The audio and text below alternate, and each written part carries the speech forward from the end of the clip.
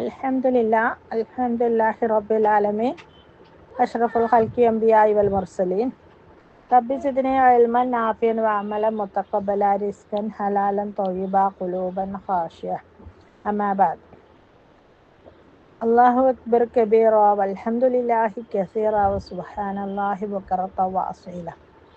അസ്സലാമു അലൈക്കും വറഹ്മത്തുള്ളാഹി വബറകാതുഹു മൈ ബിലോവഡ് സിസ്റ്റേഴ്സ്. അപ്പോൾ കഴിഞ്ഞ ദിവസം നമ്മൾ എടുത്തത് ഒരു ഗുഡ് പാരൻറ്റിങ് അല്ലേ, ഒരു ഐഡിയൽ പാരൻറ്റിങ് ആയിരുന്നു. അതിൻ്റെ ക്ലാസ് ഓഡിയോ മിസ്സായത് ഒന്നും കൂടെ നന്നായി മോഡിഫൈ ചെയ്ത് നന്നായിട്ട് എടുക്കാമെന്ന് വിചാരിച്ചു. ധാരാളം ആളുകൾ അതിൻ്റെ ലിങ്ക് ചോദിച്ചിരുന്നു. ഇൻഷാ അല്ലാഹ് അതിനേക്കാൾ ഒന്നുകൂടെ മോഡിഫൈഡ് ആണ് ഇന്നത്തെ ക്ലാസ്. അപ്പോൾ how can we B A positive parent, നമുക്ക് എങ്ങനെ ഒരു നല്ല പാരൻ്റ് ആവാം അല്ലേ?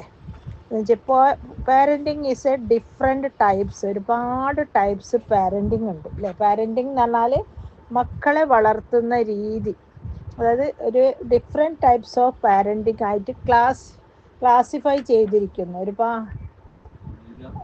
ഒരുപാട് തരത്തിൽ. അപ്പോൾ അതായത് രണ്ട് ടൈപ്പ് നമുക്ക് പറയാം പാരൻറ്റിൽ അല്ലേ. ഒന്ന് ഗുഡ് ഫീലിംഗ് കമ്മ്യൂണിക്കേഷൻസ്, അതായത് GFC, കേൾക്കുമ്പോൾ തന്നെ നമുക്ക് നല്ല ഫീലിംഗ് അല്ലേ. മറ്റേത് not so good feeling communications, ഒന്ന് NSGFC. അതായത് നമ്മളിപ്പോൾ കുട്ടികളോട് രണ്ട് രീതിയിൽ പറയും അല്ലേ. ദേഷ്യം പിടിച്ചിട്ട് പറയും, ചീത്ത രീതിയിൽ പറയും, ഹറാസ്മെൻറ്റ് വാക്കുകൾ ഉപയോഗിച്ചിട്ട് പറയും. അപ്പോൾ ഇത് രണ്ടും രണ്ട് എഫക്റ്റാണ് കിട്ടുന്നത്. അതായത് നല്ല രീതിയിൽ പറയുന്ന നമുക്കും കേൾക്കുന്ന അവർക്കും നല്ലൊരു positive energy, positive thoughts feel ചെയ്യും അല്ലേ. അതേസമയം അതെടുക്ക്, ഇതെടുക്ക്, ഇങ്ങോട്ടാക്ക്, അത് ചെയ്ത് ശരിയായില്ല, ഇത് ചെയ്ത് ശരിയായില്ല, ഇങ്ങനെ പറയുമ്പോൾ നോട്ട് സോ ഗുഡ് ഫീലിംഗ് കമ്മ്യൂണിക്കേഷനാണ് ഈ രീതിയിൽ സംസാരിക്കുന്നതിനെ പറയുന്നത്. അപ്പോൾ ഇതിൽ നമ്മൾ ഏത് ടൈപ്പ് പേരൻ്റ് ആണെന്ന് നമ്മളോട് തന്നെ ചോദിക്കുക അല്ലേ. ആസ്ക് ടു അവർ സെൽഫ്, നമ്മളോട് തന്നെ നമ്മൾ ചോദിക്കുക, നമ്മൾ ഏത് ടൈപ്പ് പാരൻസിൽ പെടും. അപ്പോൾ മാത്രമല്ല, ഒരു ഹെൽത്തി പാരൻറ്റിങ് എന്നാൽ എന്താണ് അല്ലേ, നമുക്ക് അതിനെക്കുറിച്ചിട്ട് ഒരു അല്പസമയം പറയാം. എന്നിട്ട് കുട്ടികളെ പല സ്വഭാവ ദൂഷ്യങ്ങളെ കുറിച്ചിട്ടും ഇൻഷാ അല്ലാഹ് വിശദീകരിക്കാം. അപ്പോൾ പാരൻറ്റിങ് സൈക്കോളജി എന്താണെന്ന് നോക്കാം. Let us see. നമ്മുടെ കുട്ടികൾ നന്നായിരിക്കണം, അവർക്ക് ദീന് വേണം, സമൂഹത്തിൽ ഉപകാരപ്പെടണം, നല്ല സാലറിയുള്ള ജോബിൽ കയറണം അല്ലേ. അഡൾട്ട്സിനെ, അതായത് മൂത്തവരെ, പ്രായമായവരെ ബഹുമാനിക്കണം, പാവപ്പെട്ടവരോട് കരുണ കാണിക്കണം, നല്ല ഇസ്ലാഹി ജീവിതചര്യ അനുസരിച്ച് ജീവിക്കണം.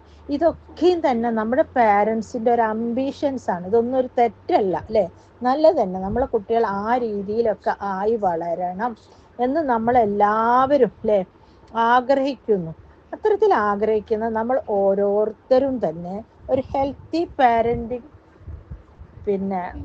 സ്റ്റൈലാണ് ഫോളോ ചെയ്യേണ്ടത്. അതായത് നമുക്ക് ഹെൽത്തി പാരൻറ്റിങ് എന്ത്, ടോക്സിക് പാരൻറ്റിങ് എന്ത് നോക്കാം അല്ലേ. അതായത് ഹെൽത്തി പാരൻറ്റിങ് സ്റ്റൈലിനെ അത്തരത്തിലുള്ള ഒരു കുട്ടികളായിട്ട് നമ്മുടെ മക്കളെ മോൾഡ് ചെയ്തെടുക്കാൻ പറ്റും.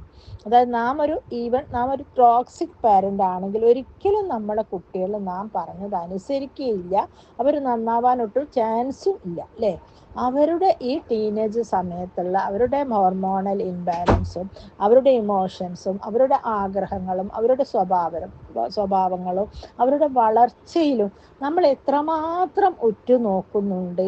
അതുപോലെ തന്നെ അവരെ ഓരോ പെരുമാറ്റവും ഓരോ കളിയും അവർ എന്തുകൊണ്ട് അങ്ങനെ കളിക്കുന്നു എന്നുകൂടെ നമ്മൾ അറിഞ്ഞിരുന്നാൽ ഭയങ്കര ബെനിഫിഷ്യൽ ആയിരിക്കും അല്ലേ. നമ്മളൊരു കുട്ടി ഒന്ന് കണ്ണാടിയിൽ നോക്കി, ഒന്ന് ചിരിച്ച് അങ്ങോട്ടോടി, ഒന്ന് ഇങ്ങോട്ടോടി, ഇപ്പോൾ ഫ്രണ്ട്സിനായിട്ട് ഭയങ്കരമായിട്ട് ചിരിയും തമാശയൊക്കെ ആയിട്ട് വർത്താനം പറയുമ്പോൾ നമുക്ക് ദേഷ്യം പിടിക്കുന്നുണ്ട് അല്ലേ. അപ്പോൾ എവിടെ ദേഷ്യം പിടിക്കാം, എവിടെ ശാസിക്കാം, എങ്ങനെ പറയാൻ പാടില്ല എന്നതിനെക്കുറിച്ചാണ് നമ്മളിവിടെ വിശകലനം ചെയ്യാൻ ഉദ്ദേശിക്കുന്നത് അല്ലേ. നമ്മുടെ കുട്ടികൾ വഷളാകുന്നത്, അവർ നമ്മെ ധിക്കരിക്കുന്നതിൽ മെയിൻ റീസൺ, അതായത് പേരൻസ് ആണെന്ന് പറഞ്ഞാൽ നമ്മളിൽ എത്ര പേർ സമ്മതിക്കും അല്ലേ. ആരും സമ്മതിച്ചു തരൂല. പക്ഷെ ചില കോസസ് കാരണം നമ്മുടെ പേരൻസ് ഇതിനൊരു ഭാഗമാക്കാണ്. ഫുള്ളി പേരൻസ് ആണെന്നൊന്നും പറയാൻ പറ്റൂല, പക്ഷെ ഇത് ചില അവസരങ്ങളിൽ ഇതൊരു മെയിൻ റീസൺ ആയിട്ട് വരാറുണ്ട് അല്ലേ. അപ്പം ഹോമിലി അപ്രോച്ച്, സമീപന രീതി പറഞ്ഞാൽ ഈ 60% നമ്മുടെ അപ്രോച്ച് തന്നെയാണ് കുട്ടികളെ നല്ല വളർച്ചയിലേക്കും ദൂഷ്യ നടപടികളിലേക്കും കൈപിടിച്ചു ഉയർത്തുന്നത്. അപ്പോൾ നമ്മൾ ശ്രദ്ധിക്കേണ്ടത് വെച്ചാൽ നമ്മൾ ഒരുപാട് നന്നായി അങ്ങോട്ട് നിന്ന് കൊടുത്താൽ, നല്ല രീതിയിൽ അവരോട് അപ്രോച്ച് ചെയ്ത് കഴിഞ്ഞാൽ കുട്ടികൾക്ക് ഒരു ഗത്യന്തരവും ഇല്ലാണ്ട് നന്നാകേണ്ടി വരുന്ന ഒരു അവസ്ഥ സംജാതമാകും അല്ലേ. അങ്ങനെ അപ്പോൾ ഇങ്ങനെയുള്ള നല്ല രീതിയിൽ നമ്മൾ കുട്ടികളായിട്ട് അപ്രോച്ച് ചെയ്യുകയാണെങ്കിൽ ഓഫ് കോഴ്സ് അവർ നന്നായേ തീരൂ എന്നുള്ള ഒരു ഘട്ടത്തിലേക്ക് അവർ വളർന്നു വരുന്നതായിട്ട് നമുക്ക് കാണാം അല്ലേ. മാതാപിതാക്കൾക്ക് അല്ലാഹു സുബ്ഹാനഹു വ തആല നാളെ മഹ്ശറിൽ വെച്ച് തലയിൽ സ്വർഗത്തിൽ കിരീടം വെച്ച് ആദരിക്കുന്ന നല്ല നല്ല മക്കൾ കാരണം നമുക്ക് തലയിൽ ഒരു സ്വർണ്ണ കിരീടം വരുന്ന രീതിയിലേക്ക് നമ്മളെ മക്കളെ ഒരുപാട് ഉന്നതിയിലേക്ക് നമ്മേക്കാൾ അവർ വെച്ചാൽ സോഷ്യൽ മീഡിയയും ഒരുപാട് നോളജ് പിന്നെ അവൈലബിൾ ആയിട്ടുള്ള ഒരു ലോകത്താണ് അവർ ജീവിക്കുന്നത്. ഒരു വിരൽത്തുമ്പിലാണെന്ന് ലോകത്തെ എല്ലാ അറിവുകളും അല്ലേ. അപ്പോൾ നമ്മുടെ മക്കൾ കാരണമായിട്ട് നമുക്ക് നാളെ ജന്നാത്തുൽ ഫിർദൗസിൽ ഒരുപാട് ഉന്നതമായ പദവികൾ നൽകുന്ന പദവികൾ ലഭിക്കുന്ന ഒരു സാലിഹായ മാതാപിതാക്കളായി തീരട്ടെ എന്ന് നമുക്ക് ഈ ഒരു അസുലഭ മുഹൂർത്തത്തിൽ ഈ ഒരു നല്ല, അതായത് ഇൽമിന്റെ സദസ്സിൽ വെച്ച് ദുആ ചെയ്യാം അല്ലേ. ഈ ദുആ കബൂൽ ചെയ്യപ്പെടുന്ന ദുആ ആണ് റബ്ബേ. അതുപോലെ തന്നെ നമ്മുടെ സയ്യാത്തുകളെല്ലാം, നമ്മുടെ തെറ്റുകളെല്ലാം തന്നെ അല്ലാഹു സുബ്ഹാനഹു വ തആല ഹസനാത്തുകളാക്കി എഴുതി തീർക്കട്ടെ. ഏറ്റവും നല്ല മക്കളിലെ ഇപ്പം പല രീതിയിലും മക്കളെ ചൂഷണം ചെയ്ത്, മക്കളെ ബ്രെയിൻ വാഷ് ചെയ്ത് അവരെ ചീത്തയാക്കാൻ വേണ്ടി വലിയൊരു വിദ്യാഭ്യാസ മാഫിയ തന്നെ ഇറങ്ങി പുറപ്പെട്ട ഒരു കാലഘട്ടത്തിലാണ് നമ്മൾ ജീവിക്കുന്നത്. നമുക്ക് എപ്പോഴും അതിനെക്കുറിച്ച് ടെൻസ്ഡാണ്, ആവിയാണ്, വ്യാധിയാണ് അല്ലേ. അല്ലാഹു സുബ്ഹാനഹു വ തആല കാത്തു രക്ഷിക്കട്ടെ. നമ്മുടെ ഏവരുടെയും ദുആ അല്ലാഹു കബൂൽ ചെയ്യുമാറാകട്ടെ. ആമീൻ. അപ്പം നമുക്ക് ഏറ്റവും ആവശ്യമായി വരുന്നത് 3 ടൈപ്സ് ക്ലാസ്സുകളാണ്. ഇത് how to control fussy children, അതായത് വാശിയുള്ള കുട്ടികളെ എങ്ങനെ മെരുക്കാം അല്ലേ. ഇനി അടുത്ത നെക്സ്റ്റ് ക്ലാസ്സുകളെ കുറിച്ചാണ് ഞാൻ പറയുന്നത്. നമുക്ക് ഏറ്റവും അത്യാവശ്യമായിട്ട് വരുന്നത് ഫസി ചിൽഡ്രൻസ്, വാശിയുള്ള കുട്ടികളെ എങ്ങനെ മെരുക്കാം. വാശിയുള്ളവരോട് അവരെന്തെങ്കിലും ഒരു കാര്യം ആവശ്യപ്പെട്ട അത് തരൂല എന്നാണ് നമ്മൾ വാശി പിടിക്കുന്നതെങ്കിൽ ആ വാശി കൂടുകയാണ് ചെയ്യുക അല്ലേ. അതിന് ചില ടിപ്സ് ആൻഡ് ട്രിക്സ് ഉണ്ട്. അത് ഇൻഷാ അല്ലാ വേറൊരു ക്ലാസ്സിൽ തന്നെ പറയണം. ഇതൊരു അല്പം ഒന്ന് തോണ്ടി വെച്ചാലൊന്നും തീരുന്ന സബ്ജക്റ്റ് അല്ല. 2, മൊബൈൽ അഡിക്ഷൻ അഥവാ സ്ക്രീൻ അഡിക്ഷൻ. അത് കുട്ടികളിൽ മാത്രമല്ല പാരൻസിലും മാതാപിതാക്കളിലും ഇന്ന് ധാരാളമായി കണ്ടുവരുന്നു. അത് രണ്ടും ഒരു വിശകലനം ചെയ്യപ്പെടേണ്ട വിഷയമാണ്. 3ാമത്തെ ഒരു ടോപ്പിക് എന്ന് പറയുന്നത് മക്കളെ എങ്ങനെ നമ്മളുടെ ഇഷ്ട കഥാപാത്രങ്ങളായിട്ട് വളർത്താം അല്ലേ. നമ്മൾ മക്കൾക്ക് ഏറ്റവും ഇഷ്ടപ്പെട്ട പ്രേഷ്യസ് ആയിട്ടുള്ള ഒരു മാതാപിതാക്കളായിട്ട് മാറ്റാം. ഹൗ ടു ഒബേ, എങ്ങനെ അനുസരണ പഠിപ്പിക്കും അല്ലേ. നല്ല അനുസരണയുള്ള മക്കളായിട്ട് എങ്ങനെ മക്കളെ വളർത്തിക്കൊണ്ടുവരാം, അതും നമുക്കൊരു ക്ലാസ്സിൻ്റെ ആവശ്യമുണ്ട്. എന്ന് വെച്ചാൽ ആഴ്ചയിലാകെ ഒരു ക്ലാസ്സാണുള്ളത്. നമുക്ക് ഒരുപാട് സബ്ജക്റ്റ്, കസ്റ്റമൈസ്ഡ് സബ്ജക്റ്റ് ഇഷ്ടമാതിരി എടുക്കാനുണ്ട് അല്ലേ. അതൊക്കെ എങ്ങനെയാണ് എടുത്ത് തീർക്കാൻ. ഇപ്പോൾ നോമ്പിൻ്റെ മുമ്പേ തന്നെ റജബിൻ്റെ പ്രാധാന്യം, ഷാബാൻ്റെ, അങ്ങനെ ഒരുപാട് വിഷയങ്ങൾ സംസാരിക്കാനുണ്ട്. ഇതും അതുപോലത്തെ ഒരു ആവശ്യം അർഹിക്കുന്ന ഏറ്റവും എസെൻഷ്യലായിട്ടുള്ള ടോപ്പിക്സ് തന്നെയാണ്. പിന്നെ സൈക്കോളജിയിൽ, പാരൻറ്റിങ് സൈക്കോളജിയിൽ പാരൻറ്റിങ് സ്റ്റൈൽ ഒരു 4 ഡിഫറെൻറ്റ്, 4 ഇഷ്ടമാതിരി സ്റ്റൈൽസ് ഉണ്ട്. എന്നിരുന്നാലും 4 സ്റ്റൈൽസിനെ കുറിച്ചിട്ട്, പാരൻറ്റിങ് സ്റ്റൈൽസിനെ കുറിച്ച് വിശദീകരിക്കുന്നുണ്ട്. അവ ഏതാണെന്ന് നോക്കാം. നോക്കിയിട്ട് നിങ്ങൾ തീരുമാനിക്കണം ഞാൻ ഇതിൽ ഏത് ഗ്രൂപ്പിൽ പെടുന്നു എന്നിട്ട്. അപ്പം നമുക്ക് മനസ്സിലാവും അല്ലേ. അപ്പം അക്കോർഡിംഗ് ടു ചൈൽഡ് സൈക്കോളജി ഇത് 4 പാരൻറ്റിങ് സ്റ്റൈൽസ്. അതായത് അതോറിറ്റേറിയൻ പാരൻറ്റിങ്, അതായത് പാരൻറ്റിങ് സ്റ്റൈൽ ഞാൻ പറഞ്ഞത് കേട്ടാൽ മതി, ഞാൻ പറഞ്ഞത് അനുസരിച്ചാൽ മതി, അതിൻ്റെ അപ്പുറവും ഇല്ല ഇപ്പുറവും ഇല്ല അല്ലേ.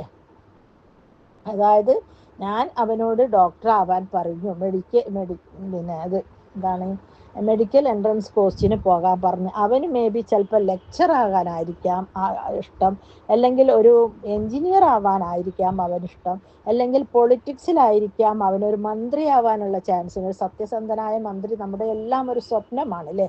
നല്ലൊരു തറവാട്ട് പിറന്ന, അതായത് ഖജനാവ് കട്ടുമുടിക്കാത്ത, ജനങ്ങൾക്ക് ഉപകരിക്കുന്ന ഒരു മന്ത്രി ആവാനായിരിക്കാം ചിലപ്പോൾ അവനിഷ്ടം. പക്ഷെ അതൊന്നുമല്ല, ഞാൻ ഡോക്ടർ ആവാൻ പറഞ്ഞു, അതുകൊണ്ട് ഇനി ഡോക്ടർ ആയാൽ മതി, അങ്ങനെ അല്ലേ. ദിസ് ഈസ് ആറ്റിറ്റ്യൂഡ് കുട്ടികൾ നോട്ട് ഫോർ ഗുഡ്. ഇത് കുട്ടികൾക്ക് ഒരിക്കലും ഈ ഒരു ആറ്റിറ്റ്യൂഡ് ശരിയല്ല അല്ലേ.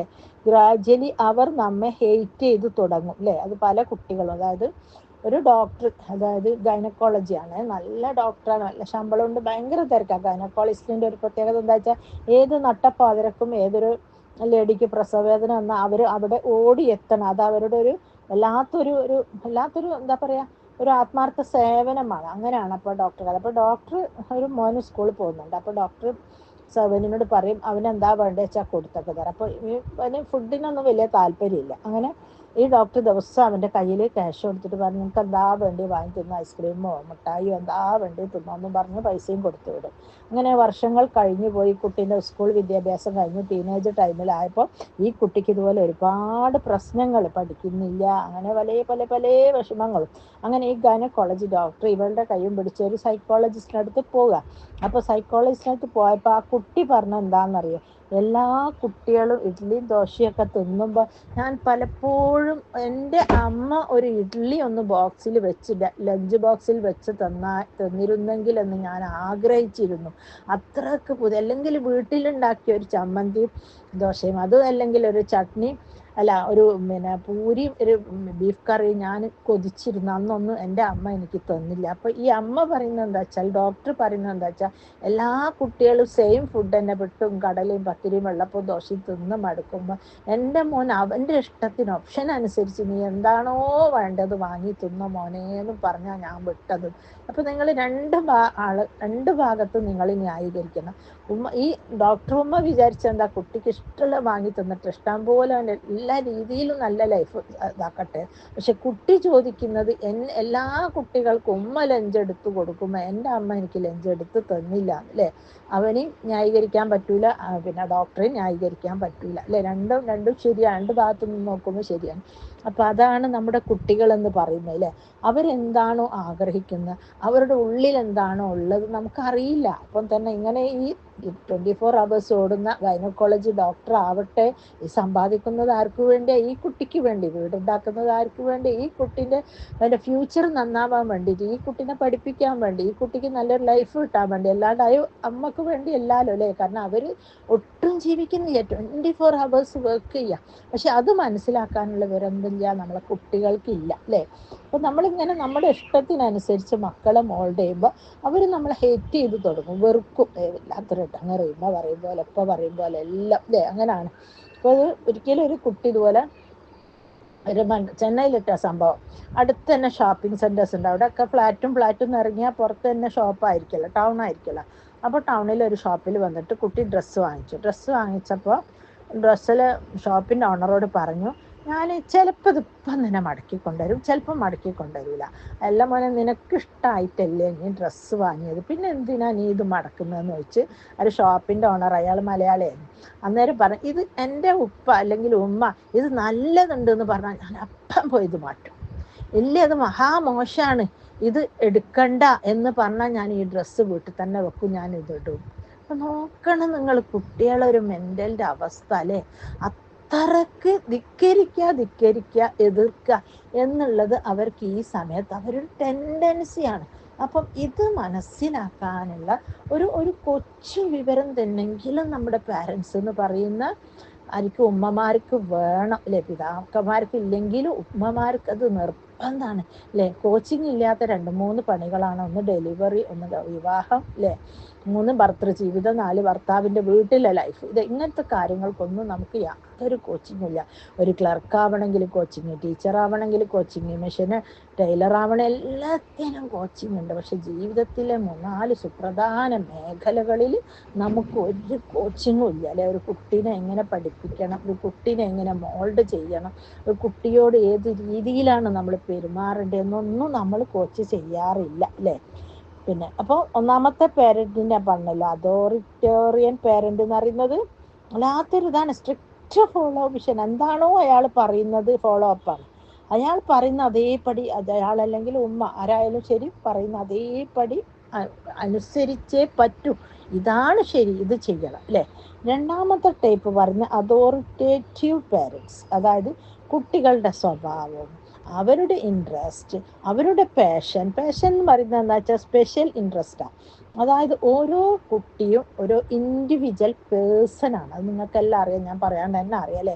നമുക്ക് 4 കുട്ടികളുണ്ട്, 5 കുട്ടികളുണ്ട്. 5ഉം 5 ടൈപ്പാണ്. നമ്മുടെ 5 വിരലുകളും 5 ടൈപ്പാണ്. അള്ളാഹു അതിനു വേണ്ടി ആയിരിക്കാം ഓരോ വിരലുകളും ഓരോ രീതിയിൽ. അപ്പോൾ ഇവനിപ്പോൾ മറ്റോൻ ഡോക്ടർ ആയെന്ന് ഇവനും ഡോക്ടർ ആയിക്കൊള്ളണമെന്നില്ല, മറ്റോൻ എഞ്ചിനീയർ ആയെന്ന് ഇവനും എഞ്ചിനീയർ. ഇനി ചിലപ്പോൾ പഠിപ്പിക്കുന്ന ടീച്ചിങ് പ്രൊഫഷൻ ആയിരിക്കില്ല, അത് ഇവിടെ എത്തി പ്രിൻസിപ്പാളും അതിൻ്റെ ലെവലിലൊക്കെ ഡോക്ടറേറ്റൊക്കെ നേടാം, ഡോക്ടറൊക്കെ ആവാം അല്ലേ. അതൊരു മോശപ്പെട്ടതൊന്നുമല്ല. അപ്പം ഓരോരുത്തർക്കും ഇഷ്ടപ്പെട്ട പാഷൻ, അതിനാണ് അവൻ്റെ പാഷൻ അനുസരിച്ച് പെരുമാറാന്ന് പറയുന്നത് അല്ലേ. ആ രീതിയിൽ നമ്മൾ അപ്പം ഈ അതോറിറ്റേറ്റീവ് പാരൻ്റ് എന്ന് പറയുന്നത് കുട്ടീൻ്റെ സ്വഭാവം, അവൻ്റെ നിഷ്കളങ്കത, അവൻ്റെ താല്പര്യം, അവൻ്റെ ഫ്രണ്ട്സായിട്ടുള്ള അപ്രോച്ച്, ഇതൊക്കെ ഒന്ന് കണ്ട് അവൻ്റെ മുമ്പിലുള്ള പല ഭാവി സ്വപ്നം കണ്ട്, അച്ചീവ്മെൻറ്റ്സ് സ്വപ്നം കണ്ട് അവന് ടാർഗറ്റ് ഫുൾഫിൽ ചെയ്യാൻ വേണ്ടിയിട്ട് എന്തെല്ലാം പ്രൊവൈഡ് ചെയ്യാവോ അതൊക്കെ ചെയ്ത് കൊടുക്കുന്ന പാരൻസ് ആയിരിക്കും. അതായത് ചിലപ്പോൾ നിങ്ങൾക്കൊക്കെ അറിയാപ്പോൾ ഇതിലൊക്കെ എന്താണ് വിയിലൊക്കെ ഒരുപാട് എന്താണ് പിന്നെ പാട്ടിൻ്റെ ഇതുണ്ടല്ലോ, എന്താ പറയുക, എന്തോ ഒരു പേരുണ്ടല്ലോ അല്ലേ. പിന്നെ കുറേ ഗായകരെ വളർത്തിക്കൊണ്ടിരുന്ന ഒരു ട്രൂപ്പ്. അതിൽ പിന്നെ ഒരുപാട് പാരൻസ് കുട്ടികളെ പാട്ടിന് വേണ്ടിയിട്ട് അതിൻ്റെ പിന്നാലെ നടന്ന് നല്ല കോച്ചിങ് കൊടുത്ത്, എന്നിട്ട് സ്റ്റേജിൽ കയറ്റി, എന്നിട്ട് ഷോയിൽ റിയാലിറ്റി ഷോയിൽ പാടിപ്പിച്ച്, എന്നിട്ട് അവർക്ക് 1 കോടിൻ്റെ ഫ്ലാറ്റ് കിട്ടി, അങ്ങനെയൊക്കെ ഉണ്ടല്ലോ. ഇതൊന്നും ഹലാലാണ്, നല്ലതാണെന്നല്ല കേട്ടോ ഞാൻ പറയുന്നത്. അതല്ലാത്ത മേഖലകൾ, പാട്ടൊന്നും നമുക്ക് ഹലാലല്ല. പാട്ടിലൊക്കെ മ്യൂസിക് കലരുന്നതുകൊണ്ട് അത് പാട്ട് ഹലാലാണ്, പക്ഷേ മ്യൂസിക് ഉള്ളതുകൊണ്ട് അത് ഹറാമാകുന്നില്ല. അപ്പോൾ ഇതല്ല ഞാൻ സപ്പോസ് പറയുകയാണ്. അങ്ങനെ ഓരോ രീതിയിലും കുട്ടികളെ ഒരിഷ്ടത്തിനനുസരിച്ച് കൊണ്ടുപോയി മോൾഡ് ചെയ്ത് കൊണ്ടുപോയി വരുന്ന പാരൻസും ഉണ്ട് അല്ലേ. അവർ പല റിസോഴ്സസ് പ്രൊവൈഡ് ചെയ്യും കുട്ടികൾക്ക് വേണ്ടിയിട്ട്. ഏതറ്റം വരെ എക്സാം എഴുതാൻ പോകും, അവർക്ക് ഏത് ബുക്സാണ് വേണ്ടത് അത് വാങ്ങിക്കൊടുക്കും, അങ്ങനത്തെ. പിന്നെ തേർഡ് ടൈപ്പ് ഓഫ് പാരൻ്റ് എന്ന് പറഞ്ഞാൽ നെഗ്ലക്ട്ഫുൾ പാരൻസ് എന്നാണ് പറയുന്നത്. അതായത് ഈ കുട്ടികൾ, ഈ പാരൻസ് ഭയങ്കര മോശമായത്, ADHD, depression, mood off, introvert, ഇങ്ങനെ ഒരുപാട് സ്വഭാവ ദൂഷ്യങ്ങളുള്ള കുട്ടികളായി മാറുന്ന പറയുന്നത്. അതായത് ചിലപ്പം നമുക്ക് തന്നെ അറിയാം, ചിലപ്പം ഭാര്യയും ഭർത്താവും പലപ്പോഴും പിണക്കിലായിരിക്കും. ഒരാൾ മിണ്ടിയ ഒരാൾ മിണ്ടൂല, ഹസ്ബൻഡ് ചെലവിന് തരൂല, അല്ലെങ്കിൽ ഭർത്താവിൻ്റെ വീട്ടുകാർ ആരും പല പ്രശ്നങ്ങളാക്കി. ഇതിൻ്റെയൊക്കെ ഉള്ളിൽ കൂടെ വളർന്നു വരുന്ന കുട്ടികൾക്കൊക്കെ എന്ന് പറയുന്നത് ADHD, ഡിപ്രഷൻ, അങ്ങനെ പലവിധ അസുഖങ്ങളും ഉണ്ടാവും അല്ലേ. അപ്പോൾ നമ്മളെന്താ ചെയ്യുന്നത്, ഇതൊക്കെ അള്ളാഹു സുബ്ഹാനഹു വ തആലയുടെ വരദാനങ്ങളാണ് അല്ലേ. ഇന്നബിലുവക്കും അയ്യുക്കും അഹ്സനു അമല, നിങ്ങളിൽ ആരാണ് സൽക്കർമ്മം പ്രവർത്തിക്കുന്നതെന്ന് അറിയാൻ വേണ്ടിയിട്ട് പരീക്ഷണങ്ങൾ അള്ളാഹു സുബ്ഹാനഹു വ തആല അയച്ചുകൊണ്ടേയിരിക്കും. അത് ചിലപ്പം ഭർത്താവിൻ്റെ രൂപത്തിലായിരിക്കാം, ചിലപ്പോൾ എന്തെങ്കിലും ഡിസേബിളിൻ്റെ രൂപത്തിലായിരിക്കാം, ചിലപ്പോൾ ഭർത്താവിൻ്റെ ഉമ്മയുടെ രൂപത്തിൽ, വീടില്ലാണ്ട് ജോലി ഇല്ലാണ്ട് പല രീതിയിലുണ്ട് അല്ലേ പരീക്ഷണങ്ങൾ. അപ്പോഴൊക്കെ നമ്മൾ മനസ്സിലാക്കേണ്ടത് വെച്ചാൽ നമ്മളെ കുട്ടികളെ ഇതിലൊന്നും ഒരു കരുവാക്കരുത് അല്ലേ. അവരിതിലൊരു പ്രശ്നക്കാരാക്കരുത്. അങ്ങനെയൊക്കെ ഉണ്ടെങ്കിലും അത് കുട്ടികളെ മറച്ചു വെച്ചിട്ട് നല്ല രീതിയിൽ നമുക്കൊരു നല്ല ജീവിതം കൊണ്ടുപോകാമെന്നുള്ള രീതിയിലായിരിക്കും. അതല്ലാണ്ട് ഉമ്മനെ അമ്മായിയമ്മ ചീത്ത പറഞ്ഞാൽ അത് കിട്ടുന്നത് കുട്ടിക്ക് അല്ലേ. അമ്മായിയമ്മനെ അടിച്ചൂടാ, ഭർത്താവിനെ അടിച്ചൂടാ, നാത്തൂനോടൊന്നും പറഞ്ഞൂടാ, എല്ലാം എല്ലാ പ്രഷറും കിട്ടുന്നത് കുട്ടിക്കില്ലേ. അതായിരുന്നു ഇതിൻ്റെ മുൻപുള്ള സ്ത്രീകളുടെ ഒക്കെ പലപ്പോഴുമുള്ള അവസ്ഥകൾ. അതുപോലെ ആകരുത് അല്ലേ. നമുക്കുണ്ടാവുന്ന ടെൻഷനും ഡിപ്രഷനും ദേഷ്യവും തിരക്കും അതൊന്നും കുട്ടികളുടെ മേലിൽ ഒരിക്കലും അടിച്ചേൽപ്പിക്കരുത്. അവരെന്ത് പിഴച്ചു, ഇപ്പോൾ അവരന്നേരം എന്തെങ്കിലും ചോദിച്ചു വരികയാണെങ്കിൽ നമുക്ക് പറയാം, മോനെ അമ്മ ഇപ്പോൾ ഒരുപാട് ടെൻഷനിലാണ്, ഉമ്മ വല്ലാണ്ട് ചീത്ത പറഞ്ഞല്ലേ, എൻ്റെ പ്രശ്നമുണ്ട്, അതുകൊണ്ട് മോന് കുറച്ച് കഴിഞ്ഞിട്ട് വാ, അന്നേരം ഞാൻ പറഞ്ഞുതരാം എന്ന് നല്ല വാക്ക് പറഞ്ഞു വിടണം. പിന്നെ നാലാമത്തത് പെർമിസീവ് പേരൻസ്, അതായത് പിന്നെ അവരെന്ന് വെച്ചാൽ they did not control their child. അവർ കുട്ടികളെങ്ങനെ കൺട്രോൾ ചെയ്ത് പിടിക്കാൻ ശ്രമിക്കാറില്ല അല്ലേ. അവർക്ക് വളരാൻ ഒരു സ്പേസ് കൊടുക്കും അല്ലേ, ഇൻഡിപെൻഡൻ്റ് ആയിട്ട് വളരാൻ. അത് സ്വതന്ത്രമായിട്ട് വളരട്ടെ, അതിന് ചാൻസ് കൊടുക്കും. പിന്നെ അതായത് അവർക്ക് എന്തെങ്കിലും എവിടെയെങ്കിലും പോകണം വരണം എന്നൊക്കെ പറഞ്ഞാൽ നിൻ്റെ ഫ്രണ്ട്സ് എന്താ അങ്ങനെ മറ്റേതെന്താ അങ്ങനെ, നീ അല്ല ഇന്നലെ സിനിമക്ക് പോലെ സിനിമക്ക് പോകണമെന്ന് പ്രൊമോട്ട് ചെയ്യല്ലോ കേട്ടോ. അതായത് തീരെ പോകണ്ട, തീരെ സിനിമ കാണരുത്, ഫ്രണ്ട്സിൻ്റെ കൂടെ പോകരുത് എന്നൊക്കെ പറയുമ്പോൾ അവർക്ക് എന്താണെന്ന് വെച്ചാൽ എന്ത് മനുഷ്യൻ്റെ അവസ്ഥ എന്താ വെച്ചാൽ ദൈവത്തിനെ ധിക്കരിക്കാനുള്ള ഒരു ടെൻഡൻസി. അതുകൊണ്ടാണല്ലോ നമ്മൾ ഏത് രീതിയിലും അല്ലേ, അള്ളാഹു ഒന്ന് പറയുന്നു നമ്മൾ വേറെ നേരെ എതിര് പ്രവർത്തിക്കുന്നു. അള്ളാഹു ടൈറ്റ് ഡ്രസ്സ് ഇടരുത് എന്ന് പറയുമ്പോൾ നമുക്കത് ഇടാനാണ് ഇഷ്ടം അല്ലേ, പർദ്ദ ഇടണം എന്ന് പറയുമ്പോൾ നമുക്ക് കളർ ഡ്രസ്സ് ധരിക്കാൻ ഇഷ്ടം, ഭർത്താവിനെ അനുസരിക്കാൻ പറയുമ്പോൾ ധിക്കരിക്കാൻ ഇഷ്ടം അല്ലേ, പള്ളിയിൽ പോകണമെന്ന് പറയുമ്പോൾ പോകാതിരിക്കാൻ താല്പര്യം. അപ്പം അതുപോലെ തന്നെ നോ എന്ന് പറയുന്ന ഏത് വിഷയമാണോ അതാണ് കുട്ടികൾക്ക് ചെയ്യാൻ താല്പര്യം. അപ്പോൾ പല കാര്യങ്ങളും നോ എന്ന് പറയുന്നിടത്ത് നോ പറയാണ്ട് അത് വളഞ്ഞു തിരിഞ്ഞ് പറയാനുള്ള ഒരു സ്പെഷ്യൽ ടെക്നിക്ക് ഉണ്ട്. അതായത് ഞാനിപ്പോൾ സപ്പോസ് ഒരു ചെറിയ കാര്യം പറയാമേ, അത് നമ്മുടെ കുട്ടി പുതിയ വീടാണ്, നമ്മൾ താമസിച്ചിട്ടേ ഉള്ളൂ. അപ്പോൾ താമസിച്ച വീടൊക്കെ ആണെങ്കിൽ ഒരു കാര്യം ചെയ്യണം, നമ്മൾ ഏത് കളർ പെയിൻ്റാണോ അല്ല ഡിസ്റ്റംബറാണോ യൂസ് ചെയ്യുന്നത് അത് നമ്മൾ ഒരു ബോട്ടിൽ പെയിൻറ്റ് മാറ്റി വെക്കുക. അതേ നിവൃത്തിയുള്ളൂ. ഇത്രയല്ലേ ചെറിയ പൊടിഞ്ഞ കുരുന്ന് മക്കളൊക്കെ ഉള്ള വീട്ടിൽ. എന്നാൽ നമുക്ക് അവരത് ചെയ്യുമ്പോൾ അവിടെ മാത്രം ഒന്ന് പാച്ചപ്പ് വർക്ക് ചെയ്യാൻ സാധിക്കും. അതാദ്യം ചെയ്യപ്പെടുക. എന്നിട്ട് കുട്ടീനെ നന്ന മനോഹരമായിട്ട് ചിത്രം വരയ്ക്കുന്നു. അപ്പോൾ ചിത്രം വരക്കുമ്പോൾ എന്നെ ഇങ്ങോട്ട് വാങ്ങി എന്നോടല്ലടാ പറഞ്ഞത്, ഇത് ഇത്ര ലക്ഷം വീടാണ്, കഴിഞ്ഞ ആഴ്ച ഇങ്ങോട്ട് വാർത്തിട്ടേ ഉള്ളൂ, ഇപ്പോൾ എനിക്ക് തോന്നുന്നല്ലോ എന്നൊക്കെ പറഞ്ഞ് നമ്മൾ 4 ശകാരവും തെറിയൊക്കെ പറഞ്ഞ് ആ പെന്നോ പെൻസിലോ അങ്ങോട്ട് വാങ്ങിക്കഴിഞ്ഞാൽ കുട്ടി എന്താണ് എടുക്കുമ്പോൾ അങ്ങോട്ടോ ഇങ്ങോട്ടോ പോയി എന്ന് വെച്ച് പിന്നെയും വരക്കും. കാരണം അത് നമ്മളെ മനസ്സിൻ്റെ ഉള്ളിൽ ഒരു ടെൻഡൻസി, ആരെങ്കിലും ഒന്ന് നോ പറഞ്ഞത് ചെയ്യാനുള്ള ഒരു ടെൻഡൻസി. അപ്പോൾ എന്താക്കണമെന്നറിയോ, ഹായ് നല്ല ചിത്രമാണല്ലോ, അടിപൊളി ആർട്ടിസ്റ്റാണല്ലോ നീ രാജാ രവിവർമ്മനൊക്കെ പിന്നിലാക്കും തോന്നണില്ലേ, നല്ല കഴിവാണല്ലോ, ഇതൊക്കെ ഉണ്ടെങ്കിൽ പരീക്ഷയ്ക്ക് SLC എഴുതുമ്പോൾ ഒരു സ്കോർ മാർക്കൊക്കെ ഇട്ട് തരും, നല്ല വരയ്ക്കുന്നുണ്ടല്ലോ, നല്ല പടമല്ലോ, അങ്ങനെ ഒരു കാര്യം ചെയ്യണം, നമുക്ക് നല്ല ക്യാൻവാസ് ഇരട്ടെ, നല്ല പേപ്പർ ഇരട്ടെ. അപ്പോൾ നമുക്ക് ഈ കുട്ടികൾ ചിത്രം വരയ്ക്കുന്ന ഒരു പ്രത്യേകതരം സ്റ്റാൻഡ് ഉണ്ട്. നമ്മളെ പണ്ടത്തെ സ്കൂളിലൊക്കെ ഉള്ള ഒരു ബോർഡില്ലേ, അതുപോലത്തെ ബോർഡും സ്റ്റാൻഡുകളൊക്കെ ഉണ്ട്. ഞാനിപ്പോൾ വരുമ്പോൾ പറയും എനിക്ക് നല്ലൊരു ക്യാൻവാസ് വെക്കാൻ പറ്റിയൊരു സ്റ്റാൻഡ് വാങ്ങിത്തരാൻ, അല്ലെങ്കിൽ ഒരു വൈറ്റ് ബോർഡ് വാങ്ങിത്തരാം, അപ്പോൾ നിനക്ക് ഇഷ്ടംമാതിരി ചിത്രം വരയ്ക്കാമല്ലോ, നിൻ്റെ ആക്സസിൽ നിൻ്റെ നീളത്തിന് പറ്റിയ ടൈപ്പ് നോക്ക്, ഒരു ചിത്രം വരയ്ക്കുന്നു എന്ന് പറഞ്ഞിട്ട് കുട്ടിക്ക് വേറൊരു ക്യാൻവാസും ഒരു പെൻസിലും വലിയ ഇതൊക്കെ കൊടുത്ത് വരയ്ക്കാനാക്കുകയും ചെയ്തിട്ട് അവിടുന്ന് ആ വരച്ച ചിത്രം കുട്ടിയെ കൊണ്ട് തന്നെ, പണ്ടൊരു വർത്താനം ഉണ്ട്, അതാണ് എന്തോരു വർത്താനം ഉണ്ടാക്കി കിട്ടുന്നില്ല, എന്തോരു ഉപമ ഉണ്ട്, അതുപോലെ കുട്ടിയെ കൊണ്ട് തന്നെ വരപ്പിക്കുക. എന്നിട്ട് പാത്രം കഴുകുന്ന സ്പോഞ്ചിൽ അതിനുപയോഗിക്കുന്ന സ്പോഞ്ച്, പുതിയ സ്പോഞ്ച് എടുത്തിട്ട് പറയാം ലേശം ഡിറ്റർജൻറ്റ് തൊട്ടിട്ട് അത് മായ്ച്ചാൾ, ഇക്കാക്ക വരുമ്പോൾ കാണണ്ട, ഇക്കാക്ക വരുമ്പോൾ കണ്ടാൽ വിചാരിക്കുക ഇവന് ഇത്ര സലീം ഇത്ര മോശക്കാരൻ, അവന് ചുമര് ചീത്താക്കിയെന്ന് വിചാരിക്കും, ഇവൻ വായിച്ചാൾ ആരും കാണണ്ട, ഞാൻ മാത്രമേ കണ്ടിട്ടുള്ളൂ, ഇപ്പം കാണണ്ട.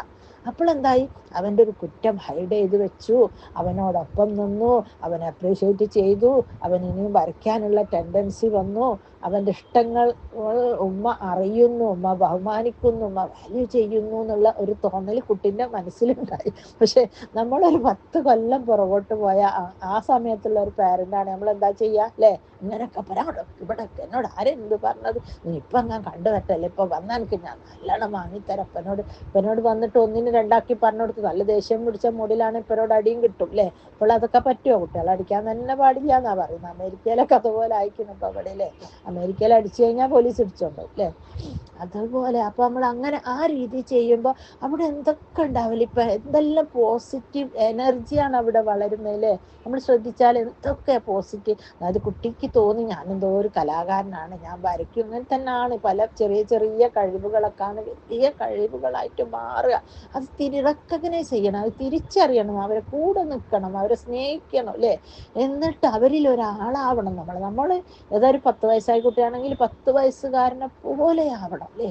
അപ്പോൾ ആ കുട്ടിക്ക് അപ്പോൾ ഉമ്മനോട് ഒരു ദേഷ്യമില്ല, അപ്പോൾ എന്താണ് സ്പോഞ്ചും ലിക്വിഡ് സോപ്പൊക്കെ എടുത്തു കൊടുത്താൽ വരച്ച്, എന്നിട്ട് അത് പിന്നെ സോപ്പിട്ട് തുടച്ച് കഴിഞ്ഞിട്ട് ഒരു ഡ്രൈ തുണി എടുത്തു കൊടുത്തിട്ട് പറയണം, ഈ ടവലുകൊണ്ട് ഇനി തുടച്ചാൽ ഇക്കാക്ക വരുമ്പോൾ കാണണ്ടപ്പേ അറിയണ്ട, നീ വരച്ചത് അബദ്ധത്തിൽ വരച്ചു പോയല്ലേ, സാരമില്ല, എൻ്റെ അടുത്ത വീട്ടിലെ കുട്ടികളൊക്കെ കണ്ടില്ലേ ചുമര്, നമ്മളെ വീട് നല്ല ഭംഗിയുള്ള വീടല്ലേ, അതിപ്പോൾ നീ ഇത്ര വലുതായിട്ട് ഈ വീടൊന്നും ആയിട്ടില്ലാലോ, നമുക്ക് ബാക്കിയുള്ളവരോട് പറയാലോ എന്നൊക്കെ പറഞ്ഞിട്ട് എന്നിട്ട് അതല്ലെങ്കിൽ ചുമരുമേൽ വലിയ എപ്പോഴത്തെ ഒരു തരം വൈറ്റ് ബോർഡ്, പിന്നെ ഇത് എഴുതുന്ന റൈറ്റിംഗ് ബോർഡ് ഉണ്ട്, അത് വലിയൊരു ബോർഡ് ഇതിനത് വാങ്ങിയിട്ട് ഒരു ക്യാൻവാസ് വാങ്ങിയിട്ട് അവനവിടെ ഫിക്സ് ചെയ്ത് കൊടുക്കുക. അപ്പോൾ അവന് ഇഷ്ടം പോലെ വരയ്ക്കാം, കള്ളാസും കൊടുക്കുക, അവൻ്റെ കഴിവുകൾ വളരും. പക്ഷേ മുസ്ലിംസിനെ സംബന്ധിച്ചിടത്തോളം പാട്ടുപാടും പോലെ തന്നെയാണ് പിന്നെ ചിത്രം വരയ്ക്കൽ ഒരുപാട് റെസ്ട്രിക്ഷൻസ് ഉണ്ട്.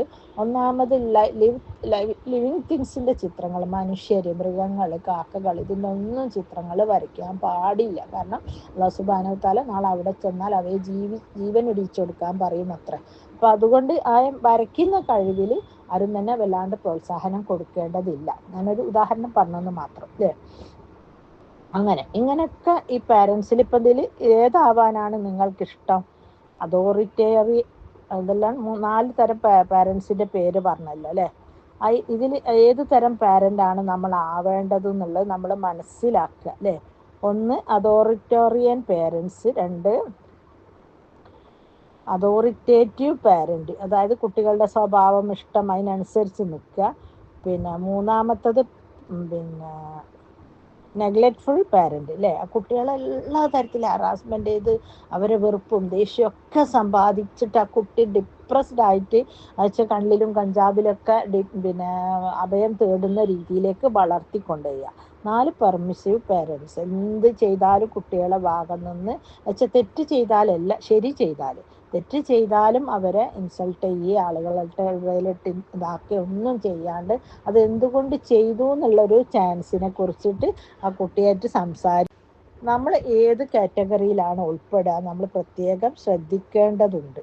അപ്പം അതുപോലെ തന്നെ പിന്നെ വേറൊരു ടൈപ്പ് പാരൻസാണ് ടോക്സിക് പാരൻസ് അല്ലേ. അതായത് ഇങ്ങനെ കുട്ടികളെ വല്ലാണ്ട് വിഷമിപ്പിച്ച ആ ടോക്സിക് പാരൻസിനെ കുറിച്ച് കുറേ പറയാനുണ്ട്. അപ്പോൾ അതുകൊണ്ട് ഞാൻ അതിനെ വിശദീകരിക്കുന്നില്ല. അപ്പോൾ നമ്മൾ ഒരിക്കലും ഒരു ടോക്സിക് പാരൻ്റ് ആവാതിരിക്കാൻ പ്രത്യേകം ശ്രദ്ധിക്കണം അല്ലേ. അപ്പോൾ കുട്ടികളുടെ സ്വഭാവത്തെക്കുറിച്ച്, അവരുടെ പഠന വൈകല്യങ്ങളെക്കുറിച്ച്, അവരുടെ ബിഹേവിയർ ക്വാളിറ്റിയെക്കുറിച്ച് നിരവധി പഠനങ്ങൾ ശാസ്ത്ര ലോകത്ത് സ്റ്റഡീസ് ഇമ്പ്രൂവ് ആയിക്കൊണ്ടിരിക്കുകയാണ്. അപ്പം നമ്മുടെ കുട്ടികളിൽ കണ്ടുവരുന്ന ഒളിച്ചോട്ടം, drug addiction, love affairs, learning disability, introversion, ഇങ്ങനെ നിരവധി നെഗറ്റീവ് സ്വഭാവങ്ങളുണ്ട്. ഇതിനെക്കുറിച്ചൊക്കെ ലോകത്തിൽ എപ്പോഴും പഠനങ്ങൾ ഇങ്ങനെ നടന്നുകൊണ്ടേയിരിക്കുക. അതേസമയം പണ്ടത്തെ കുട്ടികളുടെ പെരുമാറ്റ രീതികളോ അല്ല ഇപ്പോഴത്തെ കുട്ടികളോ ഇപ്പോഴത്തെ പാരൻസും അല്ലേ. അപ്പോൾ അത് നമ്മൾ പ്രത്യേകം ശ്രദ്ധിക്കേണ്ടതുണ്ട് അല്ലേ. ഇതിനെല്ലാം തന്നെ നമ്മുടെ പാരൻറ്റിങ്, വളർത്തുന്നതിലുള്ള അപാകതകൾ എന്ന് വേണം എന്ന് പറഞ്ഞുകൂടാ അല്ലേ. ഒരു 40% വളർത്തുന്നതിലുള്ള അപാകത ഉണ്ടെങ്കിലും ഒരു 40% ഹോർമോണൽ ഇംബാലൻസിങ്ങും കൂടെ വരുന്നുണ്ട് അല്ലേ. അവരുടെ സ്വഭാവ ദൂഷ്യങ്ങളെല്ലാം തന്നെ ഇത് ചേഞ്ച് ആകുന്നതിന് കാരണം അതായത് അവരുടെ ഹോർമോണൽ ഇംബാലൻസ് ആണ്. കാരണം ആ സമയത്ത് അവരിൽ ഒരുപാട് ഹോർമോൺസ് പ്രൊഡ്യൂസ് ചെയ്യുന്നുണ്ട് അല്ലേ.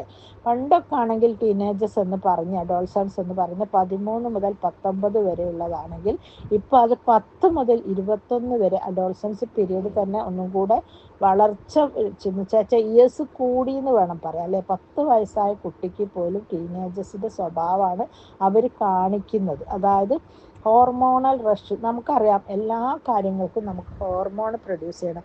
ചിരിക്കാനും കരയാനും സന്തോഷിക്കാനും, ഇനി ദേഷ്യം പിടിക്കുമ്പോൾ പിറ്റ്യൂട്ടറി ഗ്രന്ഥി ഉൽപ്പാദിപ്പിക്കുന്ന ഒരു ഹോർമോണാണ് നമ്മൾ ദേഷ്യത്തിൻ്റെ പുറകിലുള്ളത് അല്ലേ. അപ്പോൾ അതുകൊണ്ട് ഓരോ കാര്യങ്ങൾക്കും ഡിഫറെൻറ്റ് ടൈപ്സ് ഓഫ് ഹോർമോൺസ് നമ്മുടെ ശരീരത്തിലുണ്ട്. അത് ഒരു സ്രവം ഉൽപ്പാദിപ്പിക്കുന്നുണ്ട്. അതുകൊണ്ടാണ് നമുക്ക് ആ ക്വാളിറ്റി ഉണ്ടാകുന്നത്. തത്ഫലമായി നമുക്ക് പലതരം സ്വഭാവ ദൂഷ്യങ്ങളും വളരുന്നു അല്ലേ. അതായത് ആൺകുട്ടികൾക്കാണ് ടെസ്റ്റോസ്റ്ററോൺ എന്ന് പറയുന്ന ഒരു ഹോർമോൺ ഉണ്ട്. അത് ജെൻസ് ഹോർമോണാണ് അല്ലേ. ഇത് വളരുമ്പോൾ, ഇത് പ്രായപൂർത്തിയാകുമ്പോൾ, ഒരു 10-14 വയസ്സാകുമ്പോൾ നമുക്കറിയാം ആൺകുട്ടികളെ വോയിസൊക്കെ ഒരു മെറ്റൽ വോയിസ് ആവും. മീശ താടിയൊക്കെ വളരും, നെഞ്ചി വിരിക്കും, മസിൽസ് ഡെവലപ്പിങ്, അവരെ മസിൽ ഇങ്ങനെ കണ്ണാടിൻ്റെ മുമ്പിൽ പോയിരുന്ന് ഇങ്ങനെ കൈ കൊടിച്ച് മസിലിങ്ങനെ തൊട്ട് നോക്കി അടിച്ചു നോക്കിയൊക്കെ കളിക്കുന്നത് കാണാം അല്ലേ? നിങ്ങളൊക്കെ വീട്ടിൽ ആൺകുട്ടികളുണ്ടെങ്കിൽ ഇതൊക്കെ എക്സ്റ്റേണൽ ചേഞ്ചസ് ആണെങ്കിൽ ഇവരുടെ ബോഡിക്കകത്തും ഒരുപാട് ഹോർമോണൽ വേരിയേഷൻസ് സംഭവിക്കുന്നുണ്ട് അല്ലേ? ഇതൊക്കെ നമ്മൾ കാണുന്ന ചേഞ്ചസാണ്. എന്നിരുന്നാൽ ബോഡിയിൽ ഒരുപാട് ലോട്ട് ഓഫ് ചേഞ്ചസ് സംഭവിക്കുന്നു. ഇതൊന്നും തന്നെ നമ്മൾ റിയലൈസ് ചെയ്യുന്നില്ല എന്ന് മാത്രം അല്ലേ? യു ക്യാൻ സി, അതായത് കുട്ടികൾ ബൈക്കിൻ്റെ അടുത്ത് കൂടെ നടന്നു പോവുകയാണെങ്കിൽ ആ ബൈക്കിൻ്റെ കണ്ണാടി നോക്കി 2 കൈ കൊണ്ട് മുടി മേലോട്ടാക്കൽ അല്ലേ? നമ്മൾ സ്ഥിരമായിട്ട് നമ്മൾ കാണുന്ന 2 കൈ കൊണ്ടും മുടി അങ്ങനെ സ്പൈക്കാക്കി വെക്കൽ. പിന്നെ ഒരുങ്ങി തുടങ്ങും അല്ലേ? ഏത് ഭംഗിയില്ലാത്ത ചെക്കനാണെങ്കിലും പെണ്ണാണെങ്കിലൊക്കെ ആ പ്രായമാകുമ്പോൾ അവർക്കൊരു ഒരുക്കാണ്. ഡ്രസ്സിങ് തിരിഞ്ഞ് നോക്കി, മറിഞ്ഞ് നോക്കി, ബാക്ക് നോക്കി, ഫ്രണ്ട് നോക്കി, കണ്ണാടിൻ്റെ മുമ്പിൽ നിന്ന് പല കളിയും കളിക്കും അല്ലേ? അപ്പം മസിൽ ഡെവലപ്പിങ് അല്ലേ? പിന്നെ ഇമ്പ്രൂവ് ചെയ്തു വരും അല്ലേ? മസിലൊക്കെ അന്നേരം ഇങ്ങനെ വെയ്തി കൂടി വരും. ജിമ്മിൽ പോയിട്ട് 6 പാക്ക് ചെയ്യാനുള്ള ടെൻഡൻസി കൂടും. അതും ഹൈറ്റ് പൂർത്തിയാവാത്ത കുട്ടികളെ ജിമ്മിൽ മാക്സിമം വിടാതിരിക്കുക. കാരണം ജിമ്മിൽ പോയി കഴിഞ്ഞാൽ പിന്നീട് ഹൈറ്റ് വെക്കൂല എന്ന് പറയുന്നത് കേൾക്കാം. അല്ലാഹു ആലം, എനിക്ക് അറിഞ്ഞുകൂടാ. അപ്പം അതുകൊണ്ട് ഹൈറ്റ് നമ്മളെ ഒരു വളർച്ച ഉണ്ടല്ലോ, വളർച്ച പൂർത്തീകരിച്ചിട്ട് ഈ ജിമ്മിൽ പോകുന്നതായിരിക്കും നന്നാവുക അല്ലേ? പിന്നെ ന്യൂജൻ ട്രെൻഡ്, ഇങ്ങനെയൊക്കെ പല പല ഇതൊക്കെയാണ് ന്യൂജൻ ട്രെൻഡ്. നമുക്ക് തന്നെ അറിയാം നമ്മുടെ കുട്ടികളിൽ വരുന്ന ചേഞ്ചസ് അല്ലേ? ഇതൊന്നും തന്നെ നമ്മുടെ വീട്ടിലെ കുട്ടി ആയതുകൊണ്ട് ഇങ്ങനെയൊന്നും പാടില്ല. ഞാനും അവൻ്റെ ഉപ്പയൊന്നും ചെറുതായ കാലത്ത് ഇങ്ങനെയൊന്നും ഉണ്ടായിട്ടില്ല, അതുകൊണ്ട് ഇങ്ങനെയൊന്നും കളിക്കരുത് അല്ലേ? പെൺകുട്ടികളെ ഫോൺ ചെയ്യുക, ഒരുപാട് സമയം ഫോണിൽ ചിലവാക്കുക, ഒറ്റയ്ക്ക് ഇരിക്കുക, വാതിലടിച്ച് റൂമിലിരിക്കുക, ഇതൊക്കെ ഇവർ ആ പ്രായത്തിലുള്ളവരെ ഓരോ പ്രത്യേക തരം കളികളാണ് അല്ലേ? ഈ ഹോർമോണൽ ലേഡീസിനാണെങ്കിൽ ഇത് ഇസ്ട്രജൻ ഹോർമോൺ എന്ന് പറയുന്നൊരു ഹോർമോൺ ആയിരിക്കും പ്രൊഡ്യൂസ് ചെയ്യുക. അപ്പം ഈ ഹോർമോൺ റഷ് ഉണ്ടാകുമ്പോൾ അവരെ കളികൾ എന്തെല്ലാം വെച്ചാൽ ഒന്ന് ചിരിച്ച് അങ്ങോട്ട് ഓടും, ഒന്ന് ഇങ്ങോട്ട് ഓടും, മുടി വാരും, ഒരു രീതിയിൽ വാരി വെക്കും, എന്നിട്ട് അവിടുന്ന് എടുത്ത് ഇങ്ങോട്ട് വാരി വെക്കും, എന്നിട്ട് പിന്നെയും വാരും. ലിപ്സ്റ്റിക് ഇടാൻ താല്പര്യമുള്ള മക്കളാണ് മിക്ക മക്കളും, അല്ല അവരിടും. അപ്പം അങ്ങനെ ലിപ്സ്റ്റിക് അവോയ്ഡ് ചെയ്യുമ്പോൾ നോ ടച്ച്, അത് തൊടരുത് ഇടരുത് എന്ന് പറയുമ്പോൾ അവർക്ക് വാശിയാണ്. അവർ വാങ്ങി ബാഗിൽ വെക്കും, സ്കൂൾ കൊണ്ടുപോയിട്ടിടും അല്ലേ? അപ്പം അതിന് നല്ലത് ഇങ്ങനെ നല്ല രീതിയിൽ പറഞ്ഞെടുത്ത മോളെ ലിപ്സ്റ്റിക് ഒന്നും നബി സല്ലല്ലാഹു അലൈഹി വസല്ലം അലോ ചെയ്യുന്നില്ല, നമ്മളെ ദീനിൽ പാടില്ലാത്തത്. അഥവാ മോക്ക് ഇഷ്ടമാണെങ്കിൽ നീ ഒന്ന് വീട്ടിൽ നിന്ന് ഇട്ടപ്പയമ്മേ, കല്യാണം കഴിഞ്ഞ കുട്ടികളാണ്, ഹസ്ബൻഡ് കാണുന്നതുകൊണ്ട് വിരോധമില്ല, മഹറമിനെ അനുവദിക്കുക അല്ലേ? അന്ന് ഇടാം എന്ന് പറയലല്ലാണ്ട് നോ എന്ന വാക്ക് അവിടെ ഉച്ചരിച്ചുവിടുക. നോ പറഞ്ഞ കുട്ടികളൊക്കെ പുറത്ത് പോയിട്ടിടുക. ഇത് ബാഗിൽ അവരെ ഇതിൽ ബ്യൂട്ടി കിറ്റ് എന്ന് പറഞ്ഞിട്ട് കിറ്റ് തന്നെ ഉണ്ട്. നമ്മളൊന്നും സ്കൂളിൽ പോകുന്ന കാലത്ത് ഒരു ചീർപ്പ് പോലും എടുത്തിരുന്നില്ല അല്ലേ? ഒരു പൗഡർ പോലും വീട്ടിൽ നിന്ന് ഇട്ടില്ല, പുറത്ത് ഇറങ്ങുമ്പോൾ ഇടയല്ലാണ്ട് പിന്നെ അത് വഴിയിൽ നിന്ന് അതല്ല. ഇന്നിപ്പോൾ സ്കൂൾ വിട്ട വൈകുന്നേരം കുട്ടികൾ ഒരുങ്ങിയിട്ടാണ് വരിക അല്ലേ?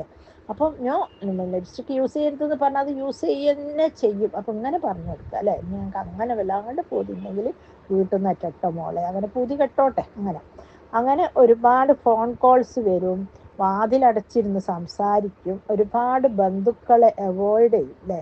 ഈ പ്രായത്തിൻ്റെ വലിയൊരു ഇതാണ് അത്. അവരോട് എന്തെങ്കിലും രീതിയിൽ ക്രോസ് ചെയ്ത് സംസാരിക്കുന്ന ഒരു അമ്മായിയോ അളാമയോ ആരെങ്കിലും ഉണ്ടെങ്കിൽ അവരൊക്കെ ക്രോസ് ചെയ്യാൻ അവർക്ക് ഇഷ്ടമില്ല. അവരായിട്ടൊക്കെ അവർ ബന്ധം മുറിക്കും അല്ലേ? അവർ വരുന്ന ഇഷ്ടമില്ല, അവരെ വീട്ടിൽ പോകുന്ന ഇഷ്ടമില്ല. അങ്ങനെ ബന്ധുവീട്ടിൽ പോകുന്നൊന്നും ഈ സമയത്ത് തീരെ അവർക്ക് ഇൻട്രസ്റ്റ് ഉണ്ടാവില്ല. അതൊന്നും നിങ്ങൾ കുറ്റപ്പെടുത്തേണ്ട, ഇതിൻ്റെ മോളായതുകൊണ്ടോ നിങ്ങളെ മോളായതുകൊണ്ടോ അല്ല. ഇത് കാലഘട്ടത്തിൻ്റെ ചേഞ്ചസ്, ഹോർമോണൽ ചേഞ്ചസ് ആണ് അല്ലേ?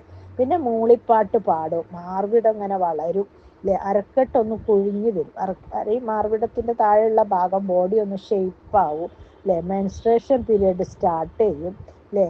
നാണായിരിക്കും, എല്ലാവരും മുമ്പിലേക്കൊന്നും അവരങ്ങനെ പോവില്ല അല്ലേ? ഓവറോൾ സെക്ഷൽ ഡ്രൈവ് തുടങ്ങും. സെക്ഷൽ ഡ്രൈവ് എന്ന് പറഞ്ഞാൽ അവരിൽ സെക്ഷലിൻ്റെ ചിന്തകൾ, അതായത് ഓപ്പോസിറ്റ് സെക്ഷനിലുള്ള ആൺകുട്ടികളെ ആരെങ്കിലും കാണുമ്പോൾ അവർക്കൊരു ആകർഷണീയത തോന്നും. ആ സമയത്തൊക്കെയാണ് ഇവർ ഈ ലവ് അഫെയറിലൊക്കെ പെട്ടുപോകുന്നത്. അതും ഇപ്പോഴത്തെ പുതിയ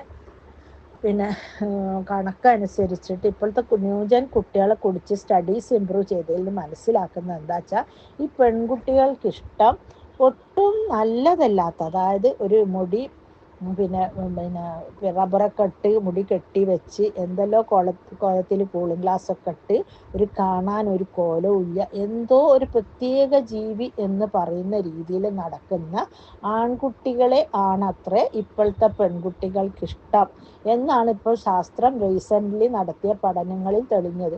അത് നിങ്ങൾക്ക് കേൾക്കണമെങ്കിൽ ഒരു പോലീസ് ഓഫീസർ നല്ല വീഡിയോ ക്ലാസ് ഉണ്ട്, അല്ല യൂട്യൂബിലെ ക്ലാസ് ഉണ്ട്, അതിൽ ഞാൻ കേട്ടതാണ്. ഒരു ഡോക്ടർ പെൺകുട്ടി, നല്ലൊരു മോള്, നല്ല വീട്ടിലെ കാണാം, നല്ല സൗന്ദര്യം, നല്ല വീട്ടിലൊരു കുട്ടികള്, അവള് ഒളിച്ചോടി പോവുകയാണ്. ഏതോ ഒരു പീറച്ചൊക്കെ എന്ന് പറഞ്ഞാൽ തനി പീറ, അത് ഡോക്ടർ പറയണം അവനെ തൊട്ടാൽ കൈ കഴുകണം, അത്രക്ക് വൃത്തികേട്, എന്തോ ഒരു കോലുള്ള ഒരു ചെക്കനല്ല, അല്ല അങ്ങനെ പറയാൻ പാടില്ല, അള്ളാഹു കൊടുത്ത കോലം തന്നെ. പക്ഷെ എന്നാലും ഈ കുട്ടിയായിട്ട് എന്തെങ്കിലും ഒരു മാച്ച് വേണ്ടേ, ആ കോലത്തിലുള്ള ഒരു ചെക്കന്. അപ്പം ഇവളോട് ചോദിച്ചോല് പിന്നെ പോലീസ് എല്ലാം പൊന്നാര മോളെ നീ എന്ത് കണ്ടിട്ടാണ്, ഏതോ സ്റ്റേഷനിലിട്ട് പിടിച്ച് തിരിച്ച് കൊണ്ടുവരാണ് ബനീമി. അപ്പോൾ ഇവൻ്റെ കൂടെ പോയത് എന്ന് ചോദിച്ചവര് ആ കുട്ടി പറഞ്ഞ പോലെ ഞാൻ ആദ്യമായിട്ട് എനിക്കൊരു ഉമ്മ തന്നത് ഇവനാണ്. അപ്പം ഞാൻ വിചാരിച്ചു ഉമ്മ തന്ന എൻ്റെ ചാരിത്രം നഷ്ടപ്പെട്ടു അല്ലേ, പിന്നെ എനിക്കൊരു പുരുഷൻ്റെ അപ്പുറം പോകാൻ പറ്റൂലാലോ എന്ന് വിചാരിച്ചാണ് അത്ര ഈ കുട്ടിൻ്റെ കൂടെ പോയത്. അതായത് നമ്മുടെ ഭാഷയിൽ പറഞ്ഞാൽ ഒരു എന്താ പറയുക, ആദിവാസി കുട്ടികൾ സ്റ്റാൻഡേർഡുള്ള ഒരു ചെക്കൻ. അപ്പോൾ ഈ പോലീസ് ഓഫീസർ പറയാം, എന്താണല്ലോ നമ്മളെ മക്കളൊരു വിവരത്തിൻ്റെ അവസ്ഥ. നമ്മൾ കുറേ എൻട്രൻസ് എഴുതിച്ച് ഡോക്ടറാക്കുന്നു, എഞ്ചിനീയർ ആക്കുന്നുണ്ട്, പക്ഷെ അവർക്കൊന്നുമില്ല. ഒരുത്തൻ ചുംബിച്ചെന്ന് വെച്ചാൽ അവൻ്റെ പിന്നാലെ പോകല. അപ്പം സത്യം മനസ്സിലാക്കാൻ നമുക്ക് വീട്ടിൽ നിന്നും ചുംബനങ്ങൾ കിട്ടാറില്ല അല്ലേ. നമ്മളെ മക്കൾ എത്ര വലുതായി, ഞാനൊക്കെ കുറേ വലുതായി കഴിഞ്ഞാൽ പിന്നെ ചുംബിക്കലൊക്കെ നിർത്തി, ഇനിയിപ്പോൾ രണ്ടാമത് റീസ്റ്റാർട്ട് ചെയ്യണം.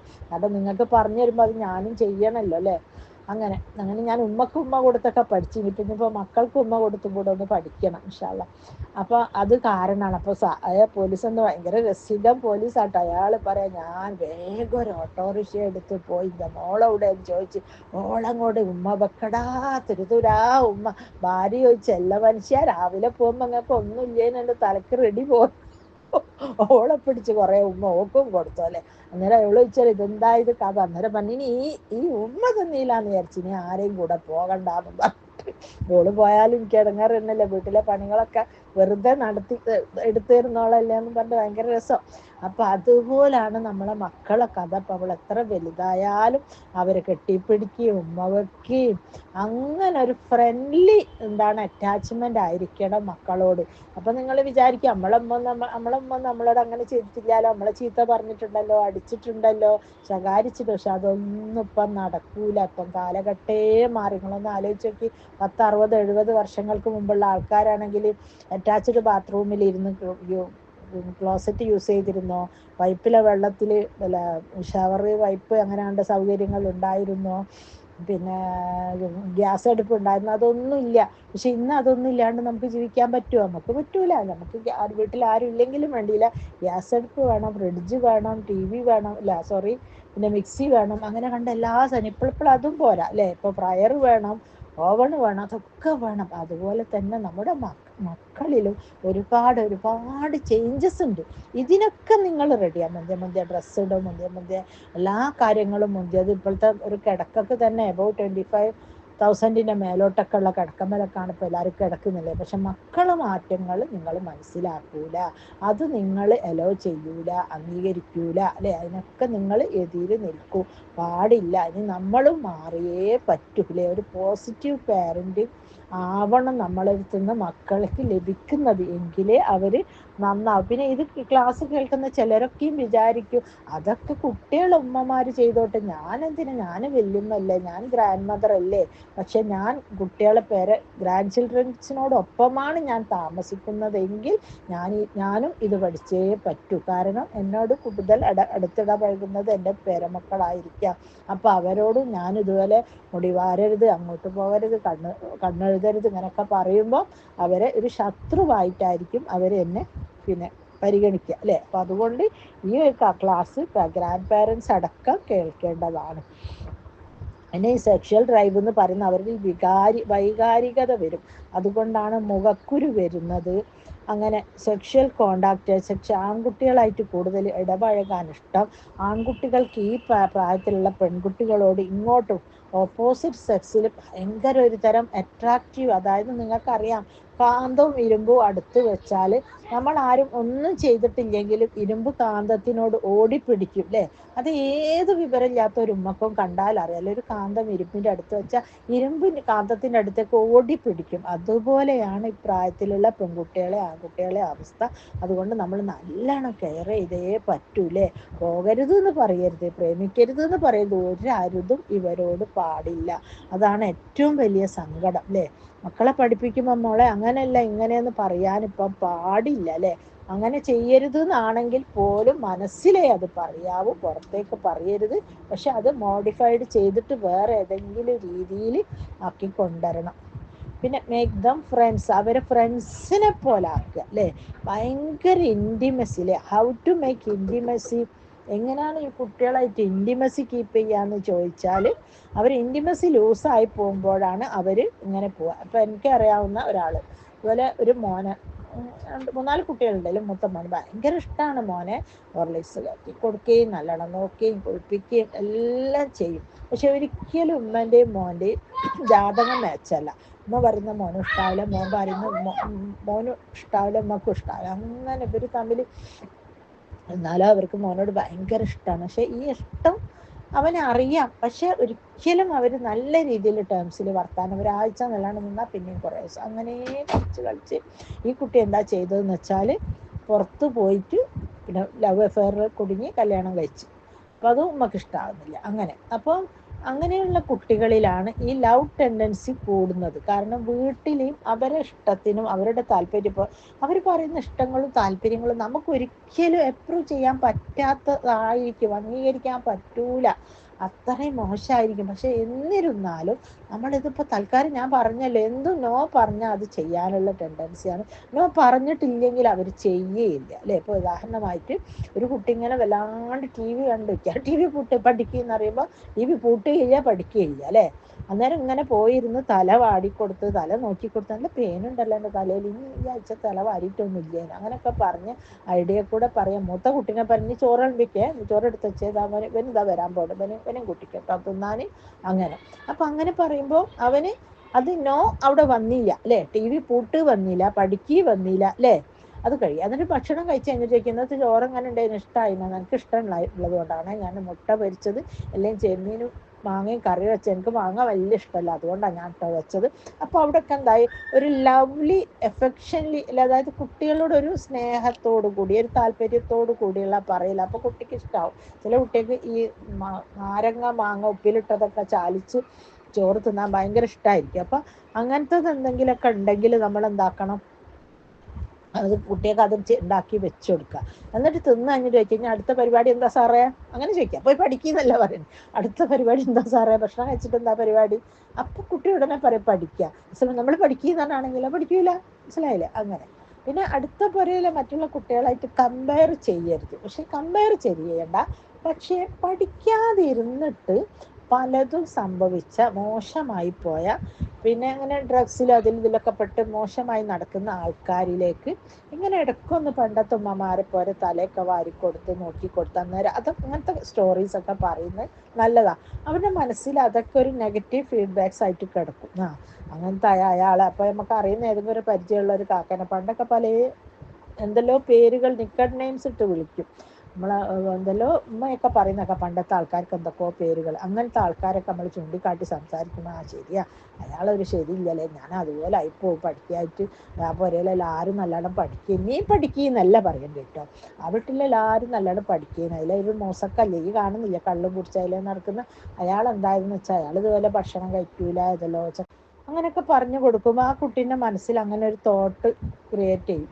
ഇയാൾ ശരിയില്ല, ഇയാളപ്പുറം പറ്റൂല, അയാൾ ഏട്ടൻ തന്നെ ആണല്ലോ കുവൈത്ത് അബൂബക്കർ എന്ന് പറയുന്ന അയാൾ ഭയങ്കര നല്ല ലെവലിൽ, അയാളെ മോനെ എൻ്റെ കൂടെ ആ സ്കൂളിൽ പഠിക്കുന്നു എന്നൊക്കെ പറയും. അപ്പോൾ കുട്ടീനെ മനസ്സിലായി ഇങ്ങനെ പോയി കഴിഞ്ഞാൽ അങ്ങനെ ആവും, അങ്ങനെ പോയി കഴിഞ്ഞാൽ അങ്ങനെ ആവും അല്ലേ. അപ്പോൾ ആ വീട്ടിൽ നിന്ന് തന്നെ വരുന്ന കുട്ടിയല്ലേ ഇത്, അല്ല ആ വീട്ടിലുള്ള 2 ആണുങ്ങളാണല്ലോ, രണ്ടും 2 കോലത്തിലല്ലേ. അങ്ങനെ അതല്ലാണ്ട് നീ അങ്ങനെ ആവണം ഇങ്ങനെ ആവണം എന്ന് പറയാതെ പലരുടെയും ജീവചരിത്രങ്ങളിലെ സക്സസ്ഫുൾ പീപ്പിൾസിന്റെ കഥകളും ജീവിതത്തിൽ തോറ്റു മോശമായി പോയ കഥകളും നമുക്ക് കുട്ടികളോട് പറഞ്ഞു കൊടുക്കാം അല്ലേ. അങ്ങനെ പിന്നെ ഫുഡൊക്കെ ഉണ്ടാക്കുമ്പോൾ ചോദിക്കാൻ ഞാൻ പറഞ്ഞില്ല, ഫ്രണ്ട്ലി ആയിരിക്കണം, അവരോട് ഭയങ്കര എഫക്ഷണലി വാത്സല്യത്തോട് കൂട്ടിയായിരിക്കണം. ഫുഡ് ഉണ്ടാക്കുമ്പോൾ എനിക്കിന്ന് എന്താ വേണ്ടതെന്ന് ബിരിയാണി വെക്കണോ, ഒരുത്തന് ബിരിയാണി ആയിരിക്കും ഇഷ്ടം, ഒരുത്തന് ഫ്രൈഡ് റൈസ് ആയിരിക്കും ഇഷ്ടം, ഒരുത്തന് മന്തി ആയിരിക്കും ഇഷ്ടം. ഇങ്ങനെ വ്യത്യസ്ത ടേസ്റ്റുകളാണ് അല്ലേ. അപ്പോൾ ഓരോ ദിവസം ഓരോരുത്തരോടായിട്ട് ഇങ്ങനെ ഇഷ്ടങ്ങൾ ചോദിക്കുക, അതിനനുസരിച്ച് ഉണ്ടാക്കുക. ഒരിക്കലും ഉമ്മക്ക് അവനോടാണ് ഇഷ്ടം അവളോടാണ് ഇഷ്ടം എന്ന് തോന്നാനുള്ള ഒരു ചാൻസ് കൊടുക്കരുത് മക്കളുടെ മുമ്പിൽ. എന്താണ് പിന്നെ ഇങ്ങനെ ഒരു വ്യത്യസ്തമായിട്ടുള്ള സ്നേഹം ഒരിക്കലും പാടില്ല. അത് അവരെ ഒരുപാട് ഹേർട്ട് ചെയ്യും അല്ലേ. പിന്നെ അവർ എന്ത് ചെയ്താലും അത് നന്നായിട്ട് അപ്രീഷിയേറ്റ് ചെയ്ത് കൊടുക്കുക അല്ലേ. അത് നന്നായി ചെയ്തിട്ടുണ്ട്, ഈ പരീക്ഷയിൽ നല്ല മാർക്ക് ഉണ്ടല്ലോ, ഇനി കുറേ എഫേർട്ട് എടുത്തിട്ടുണ്ടല്ലേ, ഉറക്കൊഴിഞ്ഞ് പഠിച്ചിട്ടുണ്ടല്ലേ, ഞാൻ തീരെ എന്നെ ശ്രദ്ധിച്ചിട്ടില്ല, എനിക്ക് പ്രാവശ്യം കല്യാണം ആയതുകൊണ്ട് നോക്കാൻ പറ്റില്ല, ഈ പ്രാവശ്യത്തെ മാർക്കിൻ്റെ ഫുൾ പിന്നെ ഇത് എന്താ പറയുക, ഫുൾ പിന്നെ ഉത്തരവാദിത്തം അവന് തന്നെ, ഓൻ പഠിച്ചിട്ടാ കിട്ടിയത്. അങ്ങനെയൊക്കെ നല്ല നല്ല നല്ല വാക്കുകൾ പറയാനായിട്ട് ഒരുപാട് ശ്രമിക്കുക. ഒന്നാമത് കുട്ടികളെ വിഷസ്, തോട്ട്സ്, ലൈക്സ്, അവരുടെ ആഗ്രഹങ്ങൾ, അവരുടെ ചിന്തകൾ, അവരുടെ ഇഷ്ടങ്ങൾ, അവരുടെ ഫ്രണ്ട്സ്. ചിലരൊക്കെ കാണാം ഏതെങ്കിലുമൊക്കെ ഫ്രണ്ട്സ്, നിൻ്റെ ഫ്രണ്ട്സായ അപ്പുറത്തെ പിന്നെ അബ്ദുറഹ്മാൻഖാൻ്റെ മോനല്ല, അവൻ്റെ പിന്നെ നടക്കരുത്, എൻ്റെ ഇപ്പുറത്തെ പിന്നെ മൂസക്കാൻ്റെ മോനല്ല, അയാളെ പിന്നെ അവൻ്റെ മോനെ നടക്കരുത്, അയാൾ കള്ളും കുടിച്ച് നടക്കുന്ന ആളാണ്. അങ്ങനെ കണ്ട നെഗറ്റീവ്സ് പറഞ്ഞിട്ട് കുട്ടികളെ അങ്ങനെ പറയാണ്ടിരിക്കുക വെച്ചാൽ നമുക്ക് ഇഷ്ടമുണ്ടാവില്ല, പക്ഷെ അത് ആ രീതിയിലല്ലാണ്ട് പറയാം അല്ലേ. നീ കാണണം, അതായത് ഒരിക്കലും ഒരു കഥ ഉണ്ട്. ഒരു പിതാവ് ഏതോ ഒരു വീട്ടിൽ, ഒരു ഭയങ്കര പണക്കാര വീട്ടിൽ പിന്നെ വാച്ച്മാനോ അങ്ങനെ എന്തോ ആണ് ഒരു മനുഷ്യൻ. ഇയാൾ എന്ത് പണിയെടുക്കും പോലെ വാച്ച്മാൻ്റെ ജോലി കിട്ടുന്ന ശമ്പളത്തിൽ നിന്നും ഈ കുട്ടീനെ നല്ല രീതിയിൽ ഡ്രസ്സൊക്കെ ചെയ്യിച്ച് നല്ല ഇതിലാക്കിയിട്ട് ഈ ഹൗസ് ഓണർ വീട്ടിലെ കുട്ടികളെപ്പുറം കളിക്കാൻ വിടും. അതിൻ്റെ കൂടെ കളിക്കണമെങ്കിൽ അതിനും ഒരു മിനിമം ക്വാളിറ്റി വേണമല്ലോ, നല്ല ഡ്രസ്സൊക്കെ ഇട്ട് നല്ല. അപ്പം അങ്ങനെ കുട്ടി വലുതായപ്പോൾ കുട്ടി അച്ഛനോട് ചോദിക്കുന്നുണ്ട്, അച്ഛൻ എന്തിനേന് അന്ന് അങ്ങനെയൊക്കെ. അച്ഛന് ഭയങ്കര ദാരിദ്ര്യമാണ്, തിടുക്കാണ്, ബുദ്ധിമുട്ട്, പക്ഷെ ഒന്നും പറയില്ല ഇങ്ങനെ. അപ്പോൾ ഇവനെന്താ കണ്ടു പഠിക്കുന്ന ഈ പൈസക്കാര മക്കളെ സ്വഭാവം, അവർ ടി വി കാണുന്നു, അവർ നല്ല സ്കൂളിൽ പോകുന്നു, നല്ലോണം പഠിക്കുന്നു, ഇംഗ്ലീഷ് സംസാരിക്കുന്നു, കാറിൽ പോകുന്നു, അതാകുന്നു ഇത്. അപ്പോൾ ഈ കുട്ടീൻ്റെ മനസ്സിൽ, കുഞ്ഞു മനസ്സിൽ ഇതിങ്ങനെ അവിടെ ബേസ് ആവുകയാണ്, അങ്ങനെ ഉണ്ട് ഒരു ലൈഫ്. അപ്പോൾ അവനൊരിക്കലും ഒരു പാവപ്പെട്ടവരിലേക്ക് ഒന്ന് നോക്കിയിട്ട് ആ ഒരു അവസ്ഥയിലേക്ക് അവന് പിന്നെ ഡെവലപ്പിങ്ങിന് വേണ്ടിയിട്ട് ശ്രമിക്കുന്നു എന്നാണ് പറയുന്നത്. അപ്പോൾ അതുപോലെ നല്ല നല്ല കാര്യങ്ങൾ, നല്ല നല്ല ചിന്തകൾ കുട്ടികളെ മനസ്സിലിട്ട് കൊടുക്കുക. സക്സസ്ഫുൾ പീപ്പിൾസിന്, അതായത് ഇപ്പോൾ എബ്രഹാം ലിങ്കൺ, മുഹമ്മദ് നബി സല്ലല്ലാഹു അലൈഹി വസല്ലം, ഈസാ നബി അലൈഹി സ്വലാം അല്ലേ, അത് അവരുടെ കഥകളൊക്കെ നല്ല നല്ല കഥകളൊക്കെ പറയും. ഈസാ നബി അലൈഹി സ്വലാമൊക്കെ എന്ത് രീതിയിലാണ് വളർന്നല്ലേ. മറബിയുടെ ഉമ്മ മരിച്ചു, വാപ്പ മരിച്ചു, ഒരു അനാഥ കുട്ടിയാണ്, അങ്ങനെ പള്ളി ഇതാക്കി. പക്ഷെ അവരൊക്കെ ഏത് ലെവലിലെ ലോകം എന്നറിയപ്പെടുന്ന നായകന്മാരിൽ മുൻനിരയിൽ നിൽക്കുന്ന, അതായത് മുഅ്ജിസത്തുകളുള്ള പ്രവാചകന്മാരായിട്ട് മാറിയില്ലല്ലേ. അങ്ങനത്തെ കഥകളൊക്കെ പറഞ്ഞു കൊടുക്കുക, രസിപ്പിച്ച് കൊടുക്കുക, തല നോക്കി കൊടുക്കുക. അപ്പം ആ തല നോക്കലേ പോയി കിട്ടിയില്ലേ. ഇപ്പം അങ്ങനത്തെ ഒരു പരിപാടി, അപ്പോൾ പഠിക്കുക മാത്രമേ ഉള്ളൂ. പിന്നെ വിരുന്നിനൊക്കെ പോയി കഴിഞ്ഞാൽ ആരെങ്കിലുമൊക്കെ ആൾക്കാരായിട്ട് സംസാരിക്കുമ്പോൾ ഏതെങ്കിലും അങ്കിളിനെ മറ്റോലെയൊക്കെ കാണുമ്പോൾ, മോനെ അത് ഇന്ന ആളാണ് കേട്ടോ, അവരെ റെസ്പെക്ട് ചെയ്യണം കേട്ടോ, അവരെ കണ്ടാൽ ചിരിക്കണം കേട്ടോ, ഷേക്ക് ഹാൻഡ് ചെയ്യണം കേട്ടോ, അസ്സലാമു അലൈക്കും പറയണം കേട്ടോ എന്നുള്ള രീതിയിലുള്ള അപ്രോച്ചൊക്കെ നമ്മൾ പഠിപ്പിച്ച് കൊടുക്കുക അല്ലേ. പിന്നെ ഞാൻ പറഞ്ഞല്ലോ, ഫ്രണ്ട്സാക്കി കൊണ്ടു നടക്കുക. അതായത് ഒരു മോനാണ് ഉമ്മാണ്, മോളാണ് ഉമ്മാണ് എന്നുള്ള ഒരു ആറ്റിറ്റ്യൂഡിൽ നമ്മളെ കുട്ടികളെ ഒരിക്കലും വളർത്താണ്ടിരിക്കല്ലേ. അവർക്ക് എന്ത് വിഷമം ഉണ്ടെങ്കിലും, ഒരു കോളേജിൽ പോണ കുട്ടികളോടൊക്കെ ചോദിക്കുക, നിങ്ങളുടെ കുട്ടികൾ ക്ലാസ്സിലെ കുട്ടികൾക്കൊന്നും ലവ് അഫെയർ ഒന്നും ഇല്ലേ, ഇപ്പം കുട്ടികൾക്കൊക്കെ അതൊരു സുക്കടാണല്ലോ, ആരൊക്കെയാണ് ലവ് ചെയ്യുന്നത് അങ്ങനെയൊക്കെ. അങ്ങനെ ചോദിക്കുമ്പം അവർ മനസ്സിലാവും, നമുക്കുണ്ടെങ്കിൽ എന്തെങ്കിലും ലവ് ഉണ്ടെങ്കിൽ ഇവിടെ വന്ന് ഉമ്മനോട് പറയാം. അതായത് ലവ് ഉണ്ടാവണം, ലവ് ചെയ്ത് മാരി ചെയ്യണം എന്നൊന്നല്ല ഞാൻ പറയുന്നത്. അങ്ങനെ അവരുടെ ഉള്ളിലെ മനസ്സിലെ കഥകൾ നമ്മളോട് പറയുന്ന രീതിയിൽ നമ്മളൊരു ഇൻറ്റിമേറ്റ് ഫ്രണ്ടായിട്ട് മാറുക അല്ലേ. ഹൗ ടു മേക്ക് ഇൻറ്റിമസി എന്ന് പറയുന്നത് അങ്ങനെ ആ രീതിയിൽ കോപ്പി ദം അവരെ നമ്മൾ അവർ കോപ്പി ചെയ്യുന്ന രീതിയിലായിരിക്കണം നമ്മുടെ ഓരോ പെരുമാറ്റവും അല്ലേ. പിന്നെ ഇനിയിപ്പോൾ നമ്മൾ കുട്ടീനോട് ചോദിക്കുക, എന്തോ കറിയാൻ മോനെ വെക്കേണ്ടത്, അപ്പോൾ പറയും എനിക്ക് ആ കറി വേണ്ടട്ടോ, എനിക്ക് ഈ കറി വേണ്ടട്ടോ എന്ന് പറഞ്ഞാൽ, പിന്നെ അന്ന് നമ്മൾ വെക്കുന്നത് ചിലപ്പോൾ അവന് ഇഷ്ടപ്പെടാത്ത മറ്റുകൾക്ക് ഇഷ്ടമുള്ള കറിയായിരിക്കും. അപ്പോൾ അത് വെച്ച് എനിക്ക് വേണ്ടാന്ന് പറയുമ്പോൾ ഉടനെ പറയാം, മോനെ എനിക്ക് ഇന്ന് ഇഷ്ടമുള്ളതല്ല, അത് ഇന്നിപ്പോൾ ഇത്താത്തൊക്കെ ഇഷ്ടമുള്ളതാണ്, വെച്ച് നാളെ നിനക്ക് എന്ത് കറിയാണ് വെക്കേണ്ടത് അത് പറയും, നാളെ വെച്ച് തരാം. അപ്പോൾ ഓൻ എന്താ ചെയ്യാന്നറിയോ, ഇത് കൂട്ട്, ഇതേ ഇന്നിവിടെ വെക്കൂ, ഇത് നിർബന്ധമായി നീ കൂട്ടിക്കോളണം, ഇതാണ് ഈ പത്തിരി അന്ന്, അത് പറയുമ്പോൾ അവൻ തിന്നൂല.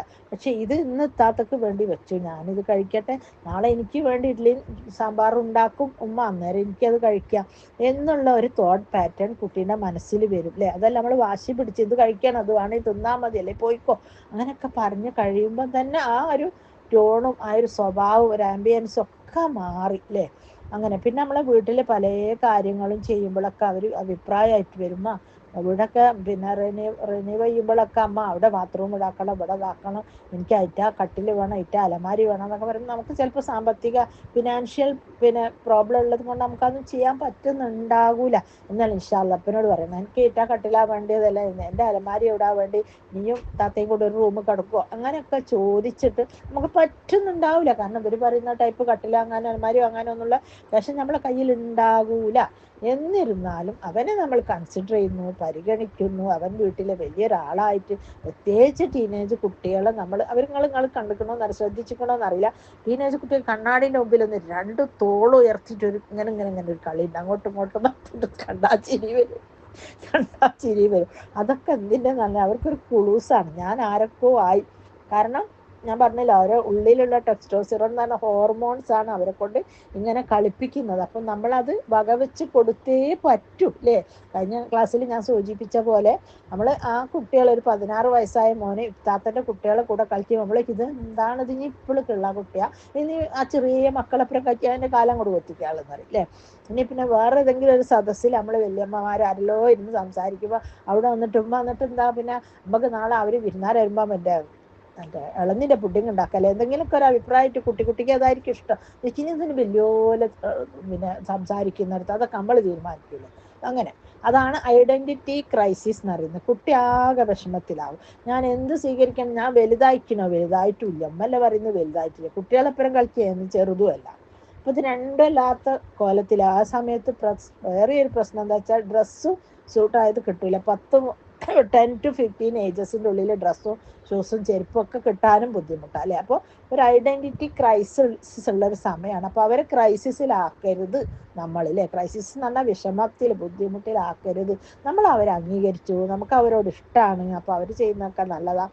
പിന്നെ വേറൊരു ഇതെന്താ വെച്ചാൽ കുട്ടികളെ തോൽപ്പിക്കാൻ പഠിപ്പിക്കണം അല്ലേ. നമ്മൾ നമ്മുടെ കുട്ടികൾക്ക് തണൽ മാത്രമേ നൽകൂ, വെയിൽ കൊടുക്കില്ല എന്നൊരു ചൊല്ലുണ്ട് അല്ലേ. അപ്പം നമ്മളെ കുട്ടികൾക്ക് എന്ത് ഫേവർ ചെയ്ത കാര്യങ്ങളെ മാത്രം, പക്ഷെ വെയിൽ കൊടുക്കണമെങ്കിൽ അത് അള്ളാഹു തന്നെ കൊടുക്കണം. പക്ഷെ നമ്മളതല്ല, കുറച്ച് വെയിലും കൊടുക്കണം. പിന്നെ ഏതെങ്കിലുമൊക്കെ പരീക്ഷയിലൊക്കെ തോറ്റ് വന്ന് ഫുൾ ഫസ്റ്റ് റാങ്ക് വാങ്ങുന്ന, ഫുൾ 100% മാർക്ക് വാങ്ങുന്ന കുട്ടി ഏതെങ്കിലും ഒരു പരീക്ഷയിൽ 1-2 പരീക്ഷയിലൊക്കെ തോറ്റ് വന്ന് കഴിഞ്ഞാൽ അത് മറ്റേ കുട്ടി ഫസ്റ്റ് റാങ്ക് ആയി സെക്കൻഡ് റാങ്ക് ആയി എന്ന് പറയുമ്പോൾ പറയണം, മോനെ തോൽക്കാനും പഠിക്കണം, ജീവിതത്തിൽ തോൽക്കാൻ. നമ്മുടെ അബ്ദുൽ കലാം, നമ്മുടെ പ്രധാനപ്പെട്ട നമ്മുടെ എന്താണ് ഇതിനാണ് പേര്, അബ്ദുൽ കലാം തന്നെ രാഷ്ട്രപതി, അദ്ദേഹം പറഞ്ഞിട്ടുണ്ടല്ലേ, തെറ്റിപ്പഠിക്കണം, തെറ്റിൽ നിന്ന് പഠിക്കണം എന്ന് പറഞ്ഞിട്ടുണ്ട് അല്ലേ. അതുപോലെ തോൽക്കാൻ പഠിക്കണം. ചില പരീക്ഷകളിലൊക്കെ ഫസ്റ്റ് റാങ്ക് വേറെ ആരെങ്കിലും വാങ്ങി നമ്മുടെ കുട്ടി തോറ്റാൽ അതിനെ ഡിപ്രസ്ഡ് ആവാനല്ല പഠിപ്പിക്കേണ്ടത്. ജീവിതത്തിൽ പല തോൽവികളും താഴ്ചകളും ഉന്നമനങ്ങളും അല്ലേ, അപ്പ് ആൻഡ് ഡൗൺസ് നമ്മളെ ലൈഫിൽ പിന്നെ എന്തായാലും ഉണ്ടായിക്കൊണ്ടേയിരിക്കും. എല്ലാവരും ഹൈ ലെവലിൽ പോകാമെന്ന് പറഞ്ഞിട്ടുണ്ടോ? അല്ല, അതെ നമുക്കറിയാം. പിന്നെ ഇപ്പൊ ഒന്ന് ഭയങ്കര ധനാഢ്യനായിട്ടുള്ള യൂസുഫ് അലിയുടെ ചരിത്രം എടുത്ത് പരിശോധിച്ചാലും, ഈവൻ നമ്മുടെ പിന്നെ മുൻ മന്ത്രിയായിരുന്ന മുനീർ സാഹിബ് വരെ പറഞ്ഞു കേട്ടിട്ടുണ്ട്. അയാൾ ചെറുപ്പകാലങ്ങളിൽ സ്കൂളിൽ പോയ CHന്റെ മകനായിരുന്നല്ലോ അല്ലെ, കീറിയ കുപ്പായം ഇട്ട് അത്തോളി സ്കൂളിൽ പോയ കഥകളൊക്കെ പറഞ്ഞു കേട്ടിട്ടുണ്ട്. അപ്പൊ എല്ലാ ഇടത്തിലും ഒരു എന്താ പറയാ, ഒരു താഴ്മയുടെ അപ്പ് ആൻഡ് ഡൗൺസ് നമ്മളെ ലൈഫിലൊക്കെ ഉണ്ടാകും. അത് സ്വീകരിക്കാൻ, അത് അംഗീകരിക്കാൻ, അത് ഇതാവാൻ നമ്മൾ കുട്ടീനെ പഠിപ്പിക്കണം അല്ലേ. അല്ലാണ്ട് SLC പരീക്ഷയിൽ മാർക്ക് കൊണ്ടേ പിറ്റേന്ന് പോയി റെയിലിന് തലക്കുന്ന കോലത്തിലേക്കുള്ള ഒരു കോച്ചിങ് ആയിരിക്കരുത് നമ്മുടെ വീട്ടിൽ നിന്ന് കൊടുക്കേണ്ടത്. ഇനിയിപ്പോൾ ബിസിനസ്സിലായാലും വേറെ എന്തെങ്കിലും പ്രശ്നങ്ങളായാലും എല്ലാ പ്രശ്നങ്ങൾ ലൈഫിൽ എന്തായാലും സംഭവിച്ചു കൊണ്ടേയിരിക്കും. അതൊക്കെ ആക്സെപ്റ്റ് ചെയ്യാനുള്ള ഒരു മൈൻഡാണ് നമ്മുടെ കുട്ടികൾക്ക് നമ്മൾ ഉണ്ടാക്കി കൊടുക്കേണ്ടത് അല്ലേ. പരീക്ഷയ്ക്ക് തോറ്റ് അല്ലെങ്കിൽ മാർക്ക് കുറഞ്ഞ് വന്നാൽ ഉമ്മൻ്റെ മോന്തുണ്ടാവും ഇത്ര, ഇപ്പോൾ വന്നാൽ പറയുകയും വേണ്ട അല്ലേ. അങ്ങനെയല്ല, ഏതെല്ലോ വിഷയങ്ങളിൽ അവൻ എക്സ്പേർട്ട് ആയിരിക്കാം, നല്ല മാർക്ക് ഉണ്ട്, ഒരു കണക്കിന് മാത്രം മാത്സിന് മാത്രം ആയിരിക്കാം മാർക്ക് കുറഞ്ഞിട്ടുള്ളൂ. അപ്പം പറയണം മോനെ മാത്സിനാണല്ലേ മാർക്ക് കുറവ്, നമുക്കൊരു കാര്യം ചെയ്യാം, മാത്സിന് ഒരു ട്യൂഷൻ വെച്ചാലോ, അല്ലെങ്കിൽ ഇനി അടുത്ത പ്രാവശ്യം നന്നായി പഠിക്കുമോ എന്നൊക്കെ രീതിയിലുള്ള ഒരു ചോദ്യം, ഒരു ആറ്റിറ്റ്യൂഡ് ആവണം നമ്മൾ അല്ലേ. അല്ലാണ്ട് നമ്മൾ എല്ലാ നേരം കുളിക്കി ഇതൊക്കെ പറഞ്ഞാണ് നമ്മളെ മക്കൾ വളരെ മോശമായ അവസ്ഥയിലേക്ക് പോകുന്നത്. പിന്നെ ഈ സാധനങ്ങൾ വാങ്ങുമ്പോഴും മറ്റേ പെൺകുട്ടികളായാലും ആൺകുട്ടികളായാലും ഒക്കെ തന്നെ ചിലർക്കൊക്കെ ഉണ്ട് ഒരു ഇതെന്ന് വെച്ചാൽ അത് ആണുങ്ങൾ വാങ്ങിയാൽ മാത്രമേ യൂസ് ചെയ്യൂ, മീനാവട്ടെ അങ്ങനെ പല സാധനങ്ങളും. അങ്ങനെയല്ല, നമ്മൾ കുട്ടികളെ മീൻ വാങ്ങുമ്പോൾ 1-2 പ്രാവശ്യം ചെറിയ മക്കളെയും കൂട്ടി അയക്കുക. എന്നിട്ട് പിന്നെ അവരെ ഒറ്റയ്ക്ക് വിടുക, ഒരു 10-16 വയസ്സായ കുട്ടികൾ, എന്നിട്ട് മീൻ വാങ്ങി കൊണ്ടുവന്നിട്ട് പറഞ്ഞു കൊടുക്കുക, അതാ മത്തി വാങ്ങുമ്പോൾ കൊള്ളി പോലത്തെ മത്തി വാങ്ങരുത്, അയില വാങ്ങുമ്പോൾ അങ്ങനെ വാങ്ങരുത്, ചെമ്മീനാകുമ്പോൾ ഇങ്ങനെ കുഴഞ്ഞു കിടക്കുന്ന ടൈപ്പ് എന്ന് പറഞ്ഞാൽ പഴയതായിരിക്കും എന്നൊക്കെ കാട്ടിക്കൊടുക്കുക. എന്നിട്ട് 1-2 പ്രാവശ്യം അവർ ചീഞ്ഞ മീൻ വാങ്ങിക്കൊണ്ടുവരട്ടെ, അത് കറി വെക്കട്ടെ, അത് കൂട്ടട്ടെ, അപ്പോൾ അവർക്ക് മനസ്സിലാവും അല്ലേ. അതൊന്നും അല്ലാണ്ട് ഒന്നും പഠിപ്പിക്കില്ല. ഒരു സുപ്രഭാതത്തിൽ മീനിന് പൈസയും കൊടുത്തരോ നീ എന്ത് മീനാ വാങ്ങിക്കൊണ്ടെന്ന്, അവന് ആ ഫീൽഡിൽ എക്സ്പീരിയൻസ് ഇല്ല എന്ന് വേണം പറയാൻ. ഇനി ഫ്രൂട്ട്സ് എടുക്കുമ്പോഴോ പച്ചക്കറി വാങ്ങുമ്പോഴൊക്കെ അത് സെലക്ട് ചെയ്ത് തിരഞ്ഞെടുത്ത് വാങ്ങാനൊക്കെ വേണ്ടിയിട്ട് ഒരു കോച്ചിങ് നമ്മൾ കൊടുത്തേ പറ്റൂ. ഷോപ്പിൽ പോയ സാധനത്തിൻ്റെ വില ചോദിക്കാനൊന്ന് പഠിപ്പിക്കണം അല്ലേ. ചിലർ ഒന്നും വിലയൊന്നും ചോദിക്കൂല, സാധനങ്ങൾ വാങ്ങിപ്പോരും, പൈസ അങ്ങോട്ട് കൊടുക്കും ഇങ്ങോട്ട് വാങ്ങും, ഇത് എത്രക്ക് വാങ്ങി എത്ര ഗ്രാം വാങ്ങിയൊന്നും അവർക്ക് അറിയില്ല. അപ്പം അതൊന്നും അവരെ ശീലിപ്പിച്ചിട്ടില്ല. വലിയ സംഖ്യ 50, 100, 500 എടുത്തു കൊടുത്ത് പോയിട്ടാണ് അവർക്ക് ശീലം. ആദ്യമേ നമ്മൾ ചെയ്യേണ്ട കാര്യങ്ങളൊക്കെ നമ്മൾ ചെയ്തിട്ട് അവരെ ഒരിക്കലും കുറ്റം പറയാൻ പാടില്ല. അതൊന്നും ചെയ്യാത്തൊരു കുട്ടീനെ നമ്മൾ കുറ്റം പറഞ്ഞിട്ട് കാര്യമില്ല അല്ലേ. അങ്ങനെ അല്ല, ചില ഈ ഞാൻ പറഞ്ഞല്ലോ ടീനേജ് കുട്ടികൾക്ക് മുന്തിയ സാധനങ്ങൾ യൂസ് ചെയ്യണം, മുന്തിയ ബ്രാൻഡ് ഷൂ, ചെരുപ്പ്, പിന്നെ കണ്ണട, ഡ്രസ്സിലൊക്കെ ബ്രാൻഡ് നെയിം വേണം അല്ലേ. അപ്പം അങ്ങനെ ബ്രാൻഡ് നെയിമിൻ്റെ സാധനങ്ങളൊക്കെ വന്ന് ചോദിച്ച് വരുമ്പോൾ വാങ്ങി തരൂല, അതൊന്നും പറ്റൂല എന്നല്ല പറയേണ്ടത്.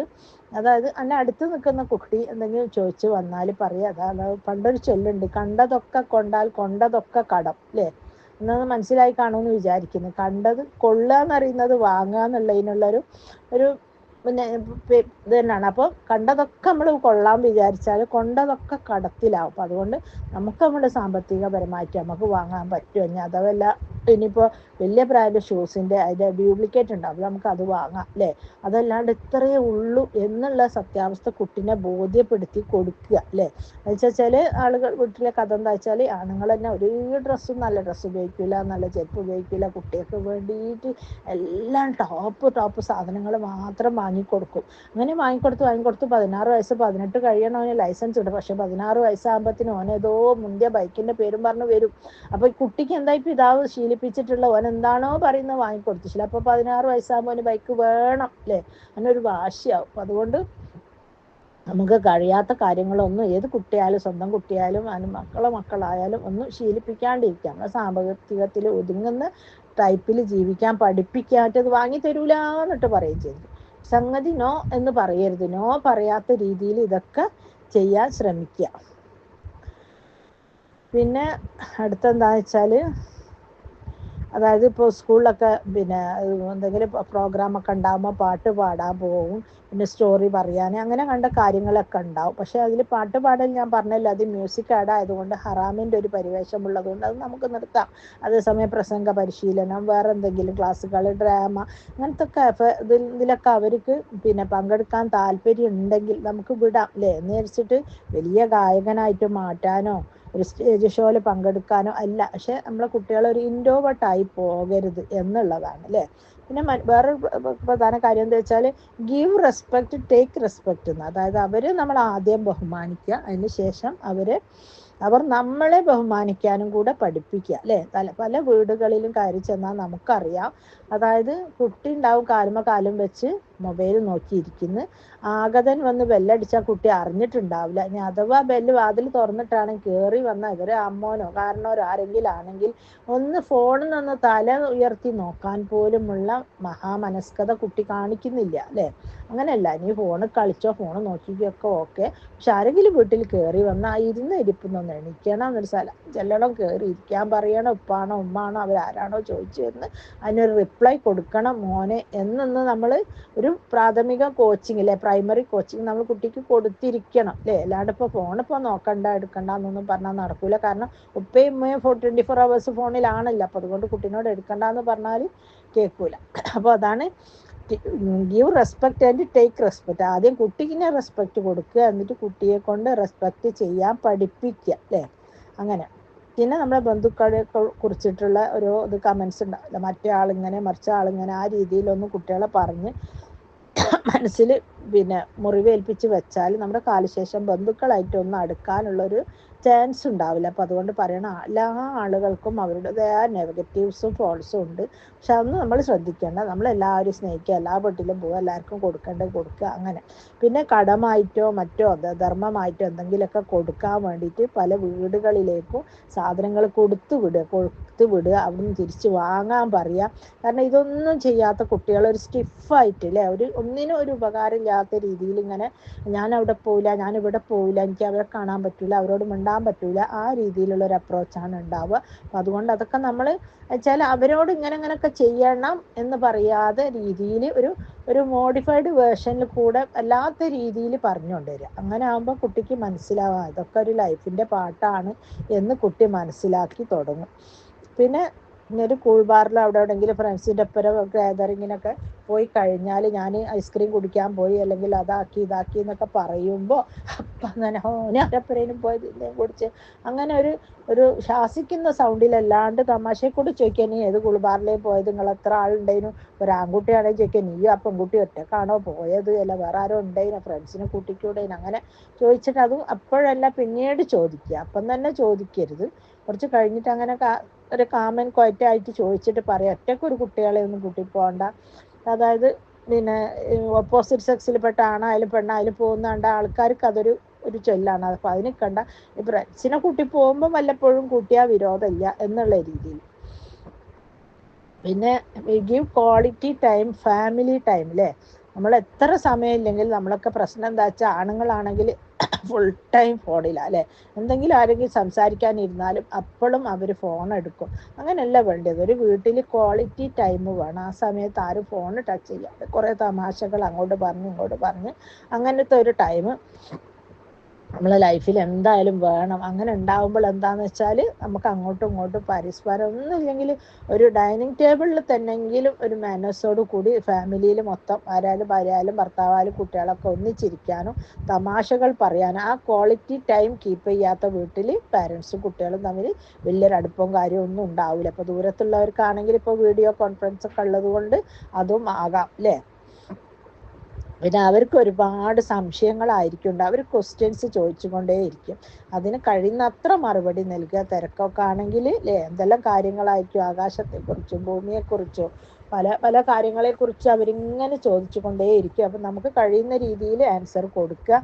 ഇപ്പം നമ്മൾ നല്ല പ്രശ്നത്തിലോ നമ്മൾ ആരെങ്കിലും ചീത്ത പറയുകയോ നമുക്ക് എന്തെങ്കിലും സാമ്പത്തിക ബുദ്ധിമുട്ടോ അങ്ങനത്തെ ഒക്കെ അവസരങ്ങളിലാണെങ്കിൽ ഞാൻ കുറച്ച് കഴിഞ്ഞിട്ട് പറഞ്ഞു തരാം എന്ന് നല്ല രീതിയിൽ സ്റ്റേ കൂൾ ആൻഡ് കാമായിട്ട് പറയാൻ ശ്രമിക്കുക അല്ലേ.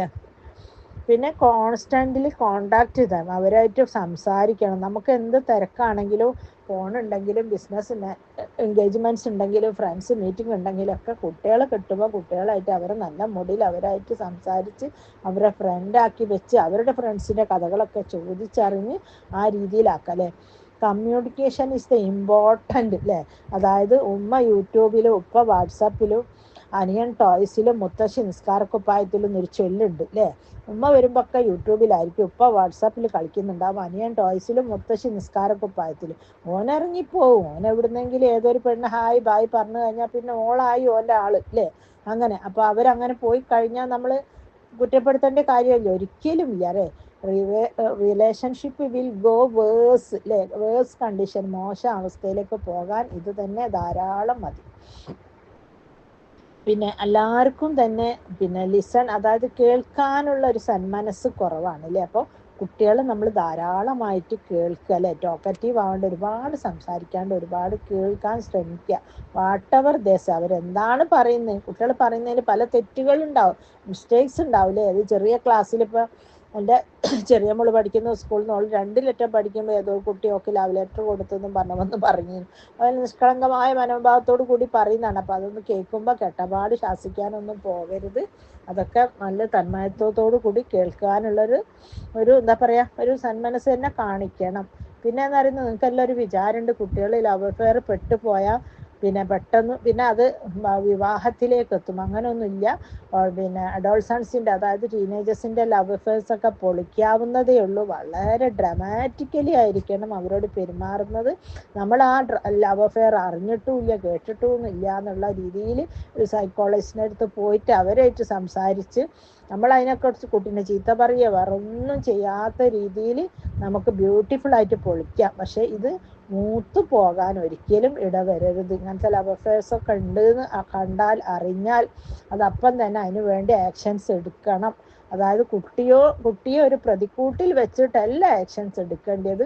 കുട്ടി നമ്മുടെ സ്വന്തം കുട്ടിയാണെന്നുള്ള രീതിയിൽ ഒരു ചീത്തയും പറയാത്ത രീതിയിലാണ് ആക്ഷൻസ് എടുക്കേണ്ടത്. അതുപോലെ തന്നെ ഈ ഡ്രഗ് പിന്നെ മാഫിയൻ്റെ കൂടെയും പലതരം റാക്കറ്റിൻ്റെ കൂടെയൊക്കെ നമ്മുടെ കുട്ടികളിലൊക്കെ, നമ്മളെ കുട്ടികളല്ല, പല വലിയ വലിയ വീടുകളിലുള്ള കുട്ടികളൊക്കെ പല പ്രശ്നത്തിലും പെടുന്നത് കാണാം. അപ്പൊക്കെ പടിയടച്ച് മുണ്ടം വെച്ച് ഇങ്ങോട്ട് വരണ്ട എന്നുള്ള രീതിയിലല്ല പോകേണ്ടത്. നീ എങ്ങനെ ഇതിൽ ഒന്ന് പെട്ടു, നിനക്ക് എങ്ങനെ ഇത് സംഭവിച്ചു എന്നൊക്കെ രീതിയിൽ കൂളായിട്ട് സംസാരിച്ചിട്ട് അതിന് വേണ്ടിയ സൊല്യൂഷൻസ് കുട്ടികളോടൊപ്പം നിന്നിട്ട് സൊല്യൂഷൻസ് കൊടുക്കുകയാണ് വേണ്ടത് അല്ലേ.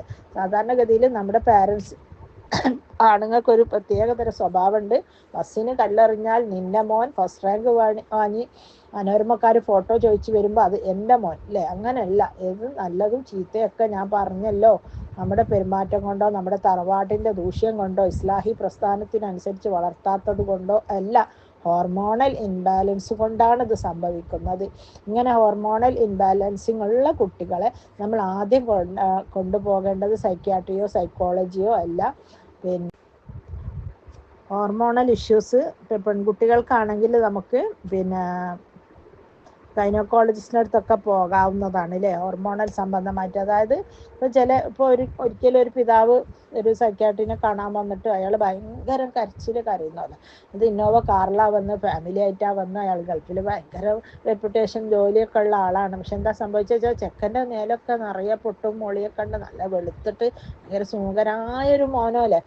അപ്പോൾ എന്താ കാരണം എന്ന് ചോദിച്ചപ്പോൾ അയാൾ ഭയങ്കര കരച്ചിലാക്കി പറയാൻ കഴിയുന്നില്ലല്ലോ. അപ്പോൾ വിളിച്ചു നോക്കുമ്പോൾ എന്താണോ ചെക്കൻ ചെയ്ത പണി, സുബഹിക്ക് എണീച്ച് നിസ്കരിക്കാമെന്ന് പറഞ്ഞ പള്ളിക്ക് പോകും, എല്ലാ ബാത്റൂമിൻ്റെയും പിന്നെ വെന്റിലേറ്റർ കൂടെ നോക്കി ക്യാമറ വെച്ച് ഏതോ ബാത്റൂമിന് വെച്ച് ഇങ്ങനെ നോക്കുമ്പോൾ ആരോ പള്ളി പോണവർ കണ്ട് പെട്ടി, ഇപ്പം അത് അടി കൊണ്ട് തലയൊക്കെ പൊട്ടി എന്തോ ഒരു കോലത്തിൽ. അത് കേട്ട അയാൾ ഗൾഫിൽ നിന്ന് വന്നതാണ്.